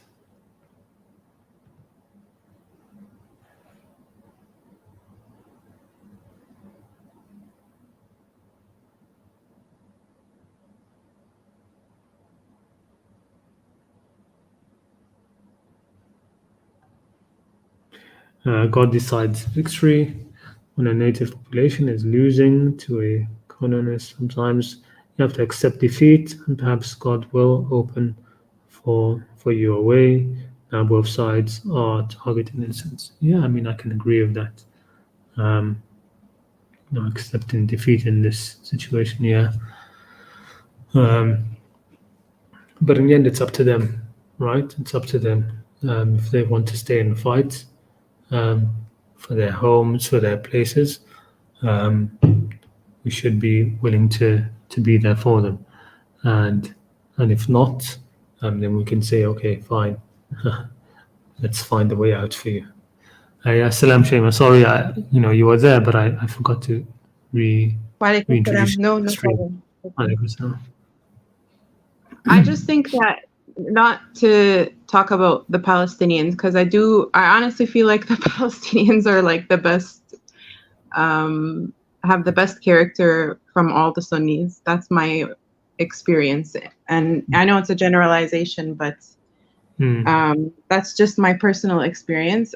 I just want to, I guess, emphasize the idea. I don't know if I fully agree with you that if the Muslims as a whole, like, all over the world, if we place the Qur'an where it should be placed, like, in terms of value, that everything would change for us all over the world. Yeah, no, I think it would change, but the ibtila will never stop, right? No, of course. Yeah, we'll But never. at least we wouldn't be in such a humiliated state. I feel like we're not in a good state, and it's apparent. Yeah. I mean, the humiliated state. I mean, I suppose it comes. I think a lot of that comes down to how you live in the state that you're put in, right? So you could be in a very bad position, low position, but you're not really humiliated. You've still got your izzah. You've still, carry yourself with honor, with dignity, and that could be the whole ummah could be in that sort of way. تلك الأيام نداولها بين الناس. Sometimes some people high, some below. But وَمَن يَتَوَكَّلْ عَلَى اللَّهِ فإن الله عزيز حكيم. But if you keep your tawakkul and your taqwa and azm and sabr, then you can always carry that dignity. You won't be humiliated. And that comes with trust and like trying to do the right thing and always introspecting. Like I always think of the dua of Prophet Muhammad that they claim that he made when he was in Ta'if. That dua brings tears to my eyes and I feel like that's kind of the right way to look at it. Like,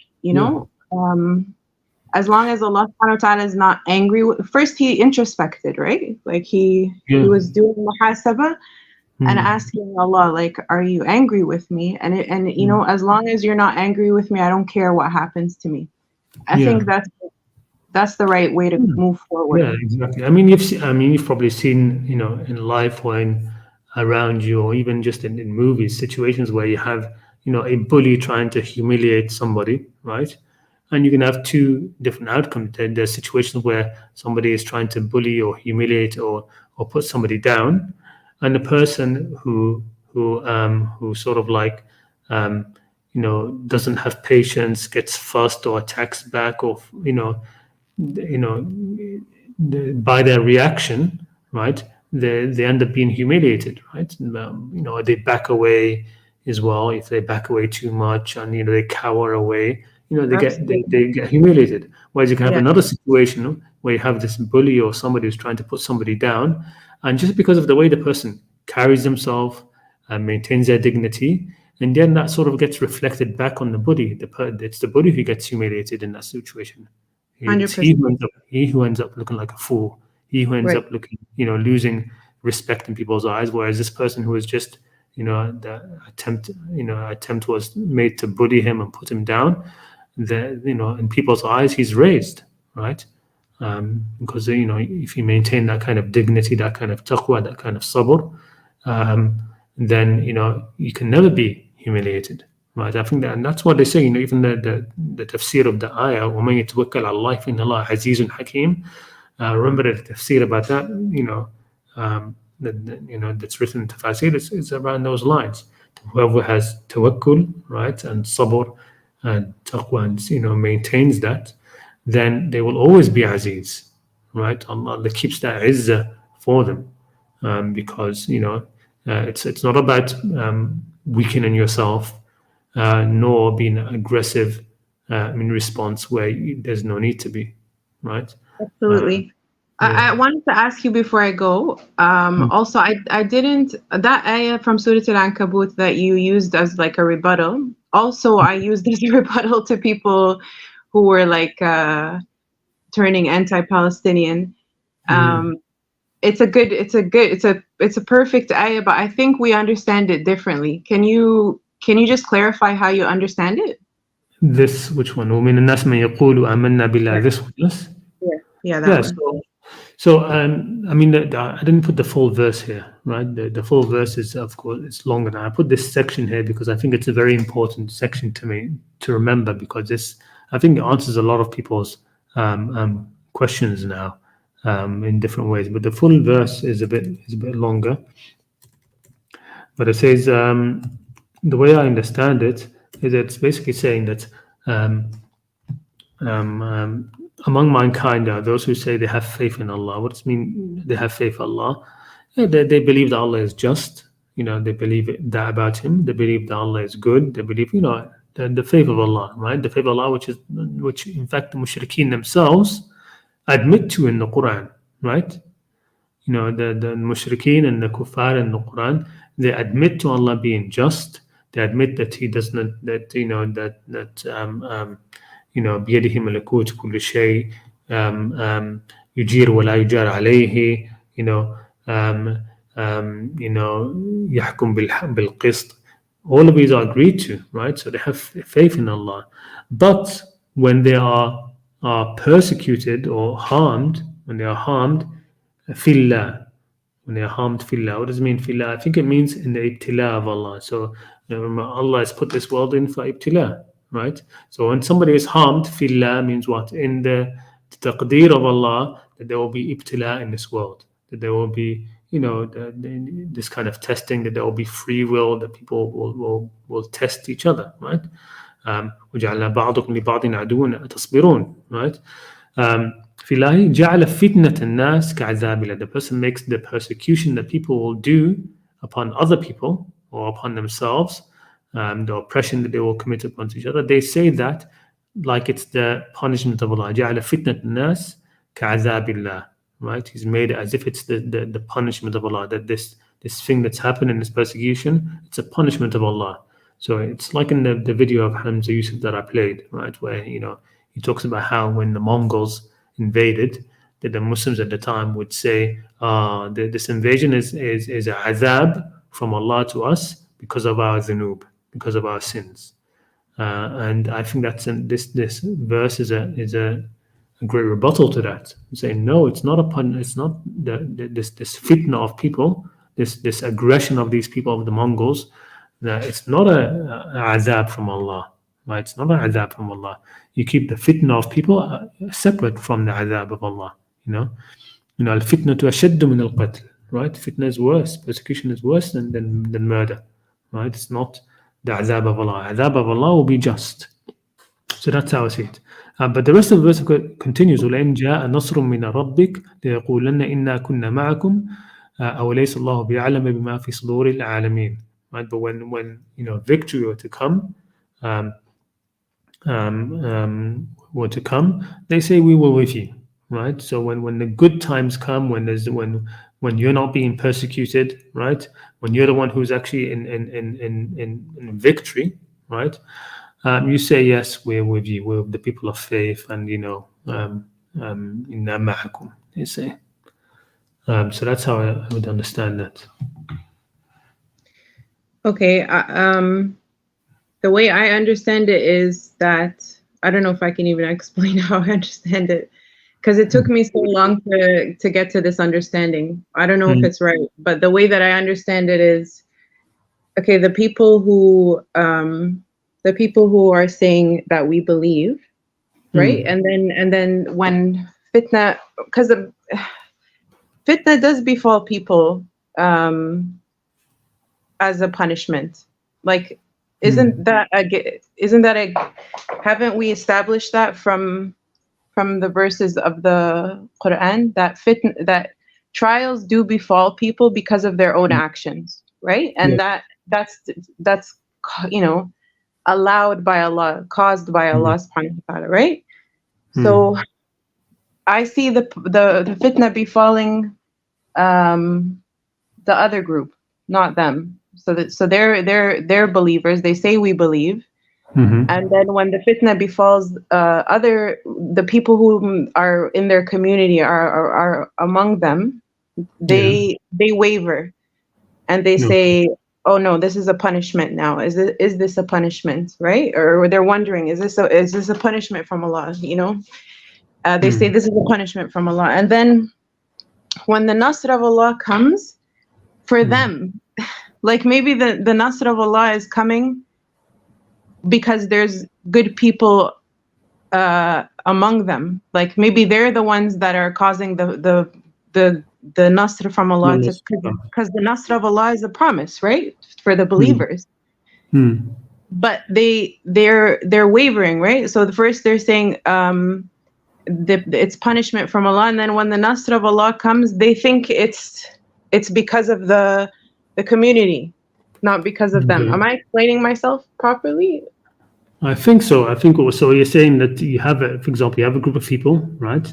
And when some of their members suffer, right? So not them themselves, but some of their members. Like the majority is suffering, but there's good people among them. There's mu'mineen among them. So then they start to waver, right? Because of there's things aren't going right in the society. And then the Nasr of Allah comes and they say, we're all together again. Like it was, we're all one. But really the Nasr of Allah came because it's a promise to the believers. Okay. لأن جاء نصر من ربك ليقولن إنا كنا معكم أو ليس الله بأعلم بما في صدور العالمين. I see what you're saying, because at the end it's talking about, God knows what's in the breasts of people. So He knows those who really had faith and those who didn't have faith. Those who were wavering and those who didn't. I see what you're saying. Exactly. And the Nasr of Allah, we know it's a promise to the mu'mineen, right? But they got confused. They think the Nasr came because through the people, like all together, everybody was together. But the Nasr of Allah came for the mu'mineen only, right? Because that's the promise. Well, here, of course, I mean, even the Nasr has been talked about, لأن جاء نصر من ربك, right? So it's addressing the Prophet, right? ليقولون إنا كنا معكم, we were with you. So it's talking about the Prophet and those with him, right? Right. So, but I get what you're saying. Yes, that makes sense. Yes. Do you understand that differently? Yeah. No, I understand what you're saying, definitely. I mean, what you're saying is taken into account the whole verse, right? Which is good, right? But I always want to emphasize just the beginning part, just to differentiate. The thing which I want to differentiate is, fitnat nas ka'adhabillah, that these things are different, right? What this verse is highlighting in the beginning is not to take the fitna that people do, because when it says فَإِذَا أُوذِيَ فِي اللَّهِ, right? Which proves that there can be fitna to befall the believers too, right? Like because like if you're a believer. Yeah, I mean the fitna is a wide word, right? Of course, but a trial, right? But of course, this fitna, people can can make a fitna which is good or bad, right? You can have a fitna, like when it comes to, like in the verse, well, al-fitnatu ashaddu min al-qatl, right? That is persecution, basically. That is torture. When we're saying al-fitna ashaddu min al-qatl, that's really talking about how torturing and persecution and these sort of things is worse than just outright killing people, right? So it's you can have the fitna of because it again? spreads and starts because it's like a cancer. It starts Yeah, to you starts can to say spread it's and like take cancer. over. Yeah. You can say it's like that, but the point is that you have a fitna which originates in people, right? Fitna which originates in people and which is not a punishment from God. It's Right. not something from God, right? You can have a fitna which is from people and which Yeah, for isn't sure. Yeah. from God, right? Mm. So that's always what I try to emphasize of this verse. Just because a lot of people would like to attribute any persecution or anything that's happened, they say, why is God doing this to us, right? So if No, that's wrong. Yeah. why did God do this to us? Why? And it's not God doing it to them; it's people. It's the fitna of people. Don't make Right. the fitna of people to be like a punishment of God, right? So I use this a lot in answer to these kind of questions, where people look up to the sky and say, why is God doing this to us? What did we do wrong, right? What did we do wrong? Why do we deserve this, right? And it's not that God is not. It's not God who's punishing you. This is fitna from people. This is persecution of other people, right? Don't pin that on God, right? Don't say this. Don't make the fitna of people, the persecution of people, the oppression that people do to you. Don't take that as if it were God punishing you, right? It isn't God punishing you. It's people oppressing you. It's people persecuting you. Yeah, but like the khizi of Allah, right? The humiliation of Allah subhanahu wa ta'ala. Allah says, فَأَذَاقَهُمُ اللَّهُ الْخِزْيَ فِي الْحَيَاةِ الدُّنْيَا. How does this tasting of humiliation that comes from Allah, how does this manifest itself? I'm not sure about that because that's one of the things I still need to look into. Al-Khizi, I'm not sure what that is about. I need to look into those kind of verses. فَذَاقُمْ لَهُ الْخِزْيَ, it comes up a lot, right? Yeah. لَعَلَّهُم يَرْجِعُونَ too. There's another with khizi. Yeah. But it's like you said, so it comes they up a can come lot back. with taste. Okay. You have that other verse. What is it? إِنَّ الْخِزْيَ الْيَوْمَ وَالسُّوءَ عَلَى الْكَافِرِينَ, right? About Yawm al-Qiyamah. You've got that. And then there was I can't remember the verse right now, but Allah says, وَلَنُذِيقَنَّهُمْ عَذَابًا الخزي ولنذيقنهم عذاب الخزي في الحياة الدنيا والعذاب الآخرة أخزى وهم لا ينصرون. There's خزي in the dunya and then there's خزي in the akhirah as well. What does it mean exactly? I'm not sure. But it comes up quite a lot in terms of tasting al-khizi. That comes a lot. So tasting it, when Allah says لَنُذِيقَنَّهُمْ, it's He is making them taste. Yeah. The khizi in this dunya. And so I don't think we can definitively say. I mean, that was part of. I think that was part of a verse about punishment. فأرسلنا عليهم ريحا صرصرا في أيام حسات لنذيقنهم عذاب الخزي في الحياة الدنيا, right? والعذاب الآخرة أخزى. So that was about actually the destruction of, I don't know if it was Ad or who was it exactly, but فأرسلنا عليهم ريحا صرصرا, and we sent upon them a wind in days to taste them the punishment of al-khizi.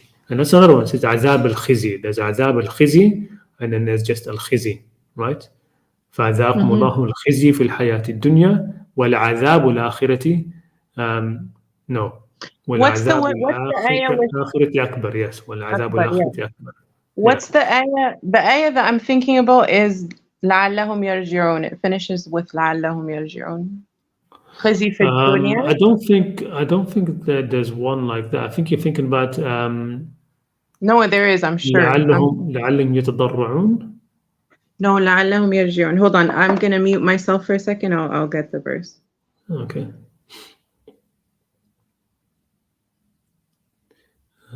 There's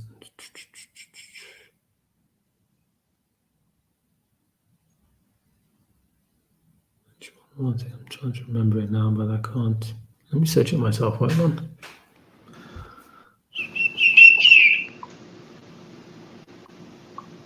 Okay, I found it. Can you hear me? Yeah, go ahead. Yeah, it's I lost it again.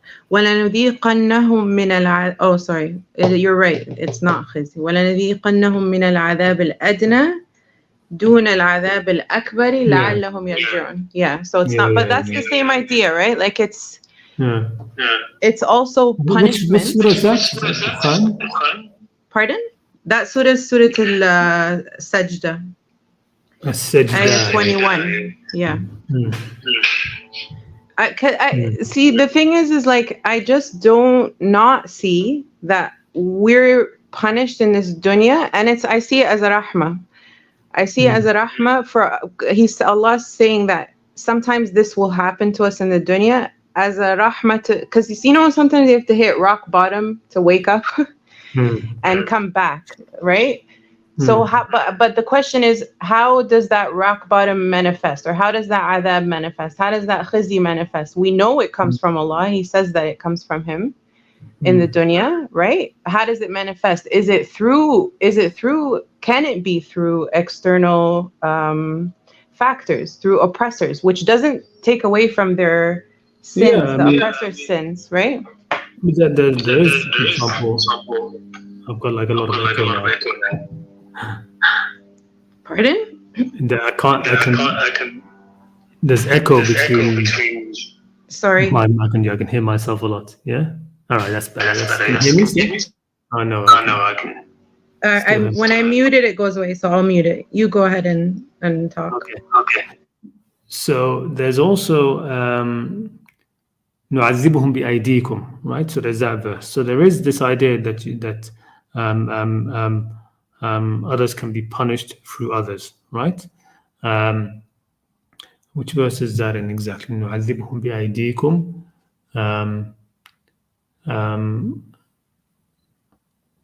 Let me try and find it.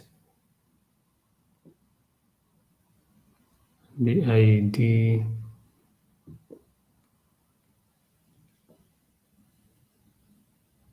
That's it. قاتلوهم يعذبهم الله بأيديكم. Right? Is that Surah Muhammad? That's Surah Tawbah. Tawbah, okay. Yeah. Right, so it says Surah Tawbah, verse 14. قاتلوهم يعذبهم الله بأيديكم ويخزهم. So we're going to خزي again. ويخزهم وينصركم عليهم ويشفي صدور. Exactly. Is the echo still there? Yeah. Okay, I think what we can say definitively is that Allah, there is such a principle that Allah subhanahu wa ta'ala does punish us, or you know, we do endure, or we do face suffering in this world from Allah subhanahu wa ta'ala due to the consequences of our actions, right? But we also established that there are good people who are facing the consequences of others' actions and they're innocent, right? So we have to just keep that balance. We can't say that we don't know, right? Only Allah knows who's who. We don't know. And I'm sure there's so many good people in Palestine who are suffering and they're innocent. Maybe Allahu A'lam, maybe there are people who are suffering because they're not. Allahu A'lam, right? Like, we don't know. And I think that it's there unknown because it encourages us to introspect And that's a good thing. That muhasaba, where you look into yourself and you're always constantly trying to better yourself and figure out, what can I do better? What did I do wrong? Is a good thing, even when you're being oppressed, right? Because that's the way to get out of that. I mean, I'm a bit wary of this one because, like قاتلوهم يعذبهم الله بأيديكم. These kind of verses are very historical, right? So it's talking about, for example, this is all talking about the break of the Treaty of Hudaybiyah and the Quraysh and things like this. So I'm worried about this because what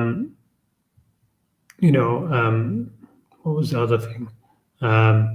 There's other things. أَوَلَمْ يَرَوْا أَنَّهُمْ يُفْتَنُونَ فِي كُلِّ عَامٍ مَرَّةً أَوْ مَرَّتَيْنِ, right? That don't they see that they are tried or tested in every year once or twice.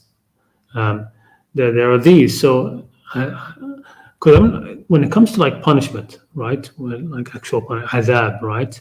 I'm wondering if there's the word of azab and then there's iqab, right? The two words which are used a lot in the Quran. And iqab seems to be more about punishment for sins, right? So Consequences, yeah. Yeah, I see adab as like Allah abandoning us. Like that where I see adab, because adab is to abstain. It's root. So I see adab as Allah leaving us, like abandoning us, which is the opposite of that nasr that's promised to, which is haqqan ala Allah, right? Okay. Yeah. So yeah, there's a difference between adab and aqab. But adab is like when you're left to the oppressors, I guess. You're left without Allah, which is the worst punishment of all time. So I don't know. I mean, it's just when I look at it, I think that we have Allah has Yawm al-Qiyamah for a reason, right? That when it comes to punishment for sins and these things, and also because people can be given time for tawbah, and so all of this. So when it comes to the actual azab for sins and dhunub, I think that's all for the akhirah, right? How much of it is in this dunya through others? I'm not sure how much of that is in this dunya through others. Now, people can go through situations which are a azab, right? Which are in themselves just a very difficult time, or they come from others and things like this. But I don't think that there's something which is done by Allah, right? So like you say, if somebody is all of us have sins, but if somebody ends up oppressing you, or you puts you in a position where you get tortured or this or that, that's azab. Okay, it's azab, but it's not azab. It's not Allah's azab, right? It's not azab Allah upon you, right? Now, will that be counted against as sort of like you're being punished for the sins for there? Even there, I'm like, okay then, but the whole point of being punished for a sin is that you're being punished for this sin or that sin, right? I don't see it that you can just have like a cosmic balance of how much sin you've done, and then you've got like random punishment that offsets it, right? So it's like somebody doing something wrong somewhere, and then he goes on holiday or goes to the other side of the world, right? And somebody punches him in the face or something, and then saying, okay, that was because of that sin, right? Well, he's not going to say that. How are you going to link that to I say that before, right? That's like, how I think. Every time something goes wrong, immediately I go into istighfar because I'm wondering if there's something I did. I don't think that's a bad thing. I think that's a good thing. It's a good thing, okay, but how much? I mean, if you're going to punish, like in terms of just a criminal, or it's like saying I'm gonna, a criminal who has stolen, I don't know, a TV or something, or he did something and he deserves prison time, right? And then before he's caught, something bad happens to him, or and then you say, okay, then this is actually the thing which bad that bad thing which happened to him is a punishment for his sin. Well, he doesn't even know it. It's just something bad. He had a car accident, right? Let's say he just had a car accident, and now we take it as saying, okay, this now makes up for your theft or for your murder or something. And now because you had a car accident, we're going to reduce your prison sentence for a certain amount. Well, it's not related. I don't think it's to reduce necessarily. I don't know. I can't think of any ayats where it's to kind of like expiate, like how we have that in the. I look at it more of like how Allah says, like, لَعَلَّهُمْ يَرْجِعُونَ, in case it's just to keep you. It's like signs, like, to keep you alert, like, maybe you stray. I don't think that's got to do with anything regarding punishment. لعلهم يرجعون. Yeah, that one was وَلَنُذِيقَنَّهُمْ عَذَابَ الْأَدْنَى. We make them taste the adhab, the lower adhab, I guess, or the closer adhab before the bigger adhab, so that they may return. So I understand that as it's a rahmah, like sometimes that's what the human being needs, like, to feel that discomfort, to realize that's I get what you're saying. It's like a wake-up call, kind of. I don't know. I just don't think it. Yeah. I get it. I'm just wondering if you can put it as something coming from people. That's where I'm thinking, like, somebody does something bad to you, and you say that's part of the azab al-adna from Allah. No, I'm not sure about that. But it's لَنُذِيقَنَّهُمْ. So we will make them taste. Yeah. Exactly. Right? So it's from Allah. Right?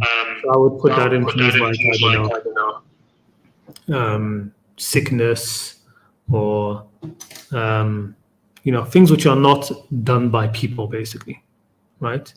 It wouldn't be like somebody comes up to you in the street and starts whipping you, and you say, okay, this is part of the azab al-adna from Allah. Maybe you're right. Right? Yeah, I think and that also, might. Yeah, I think it would have to be related in some sort of way.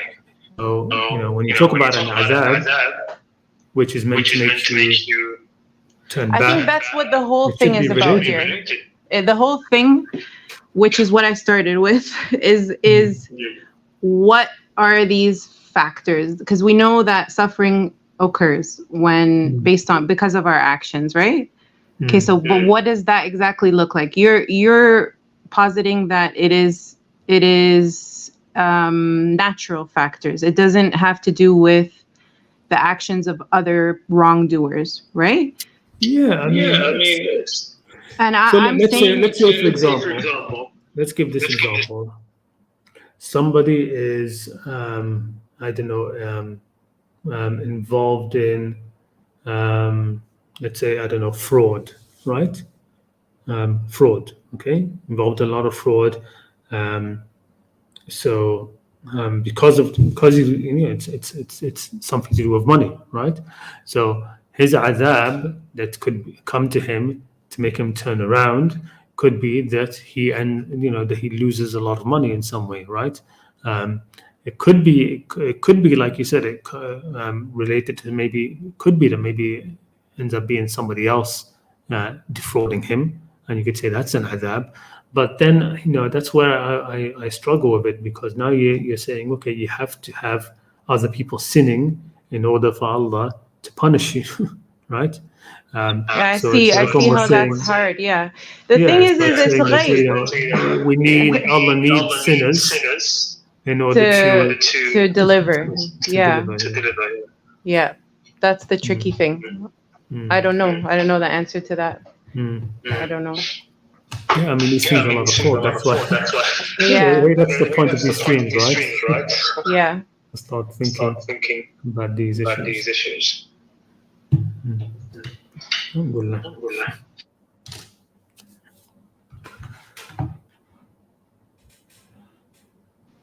I'm trying to think of like an instance where okay, how about this? So where Allah subhanahu wa ta'ala says in verses like in Surah Al-Baqarah where ختم الله على قلوبهم وعلى سمعهم. So those are, there's like a seal on these people. Okay, so those people are sealed into, and there's a lot of this in the Quran where you're stuck now into this place of bad. Yeah, So, I think that line of thinking will make more sense. I think. I mean, it needs more thought. I need some investigation for it. But yeah, that line of thinking, I think, would probably make more sense. Because part of a adab could be that you're given, there's سنستدرجهم من حيث لا يعلمون. There's that as well. You could say that can be as part of the adab, but it needs thought. It's just that I'm not convinced that when we talk about punishments from God, seem to me that it has to be just. It has to be related, especially if it's going to be something which is going to cause you to turn around, right? Having a random, if you're just a sinner and just having random bad things happen to you, yes, you can say that these are a wake-up call where people, but I think that's part of ignorance, where, everything wrong, if something wrong goes on in your life and you say, oh, why did this happen to me? Woe was me. That's more that kind of thing. And even that's not something which is praised in the Quran. The Quran actually talks about this as, a negative thing in the insan, in the human being. And when good things happen, he gets all bloated of himself and happy. And then when something bad happens to him, then he also qanut, right? So I don't want to put that with something which is an adab from Allah, which is trying to get somebody to return. It has to be related. I was looking at Surah Al-Fajr yesterday. So Allah says where someone, when good is happening to them, وَإِذَا قَدَرَ عَلَيْهِ رِزْقَهُ, but when bad is happening to them, then they say Rabbi ahanani, like my Lord has I don't know how to translate, humiliated me. And then Allah says kalla, so no, it's because of you, and these are the things that these are the tips that you're on, basically. Like, you don't care about the miskeen or the in those specific verses, it's about ibtila. Yeah, it's not from Allah. It's from you. Right? These are texts. The qadr of your rizq, like reducing your rizq, is your ibtila. Right. And your expansion of it is ibtila. And the way insan sometimes responds to that is when his risk is increased, he thinks God is just honoring him. But he isn't honoring him, he's testing him. Right. And when he reduces his risk, he thinks God is humiliating him, but he isn't humiliating him. He's testing him. No, but he's not just testing him. He also tells us that it's because of his actions or lack thereof, right? I don't think so. I think it's كلا بل لا تكرمون اليتيم. What does not helping the yatim have to do with the qadr of Allah's rizq upon that person? I think it's one of the iltifat in the Quran. So it's sort of like changing the topic a little bit. right? They're saying that this is not what you should be concerned about. That Right. your You should be. real, You should introspect. Sorry, I'm sorry. yeah, it's sort of saying that your real ikram and your real ihana is in other things. It's not in how much it is you get or decrease, right? So كلا بل لا تكرمون اليتيم, whether your risk is high or low, how are you going to behave to the yatim? Right? This is where your ihana or ikram is. Right? When you كلا بل لا تكرمون اليتيم, if you have ikram for the yatim, then Allah will honor you. Right? Whether you've done that with a lot of wealth or less. Oh, I see. Right? That's cool. That's a cool way to look at it. Yeah. Okay. Well, jazakumullah khair for your thoughts and for your insights. It's definitely a good topic to sort through, because it gives a lot of people confusion, and it's good to try to make sense out of what's happening around us. It's hard to. Yes. Yeah. About that. All right. Jazakumullah khair, brother. Okay. And take care. Assalamu alaikum. All right. There's a lot in the chat, which I'm not going to be able to get to, but let me just look at the last couple. Okay, corrupt person goes against God's do's and don'ts. Okay, don't steal, be equitable, just, etc. Be dolphins, etc., etc. Okay. Corruption on the earth comes from them. According to the Quran, people only divide themselves only after guidance of a prophet or book came to them. Yeah, I mean, those verses say حتى جاموا العلم بغيا بينهم. Not just when the ilm came to them, but when the ilm came, بغيا بينهم. بغيا means sort of like an oppression between themselves. So when knowledge came and they started to oppress each other with it, or they started to become jealous of each other with regards to it. We can talk about it next time because it's getting a bit late and I need to close this up. But Jazakallah khair, Haris Mansoor. Please come on next time. Usually we do these on Saturdays, but Saturdays or Sundays. I just did it today because yesterday I wasn't feeling well. Every 2 weeks. So maybe in 2 weeks' time we can discuss this again. Okay. Assalamu alaikum everybody. Jazakumullah khair for coming on, and until next time, see you.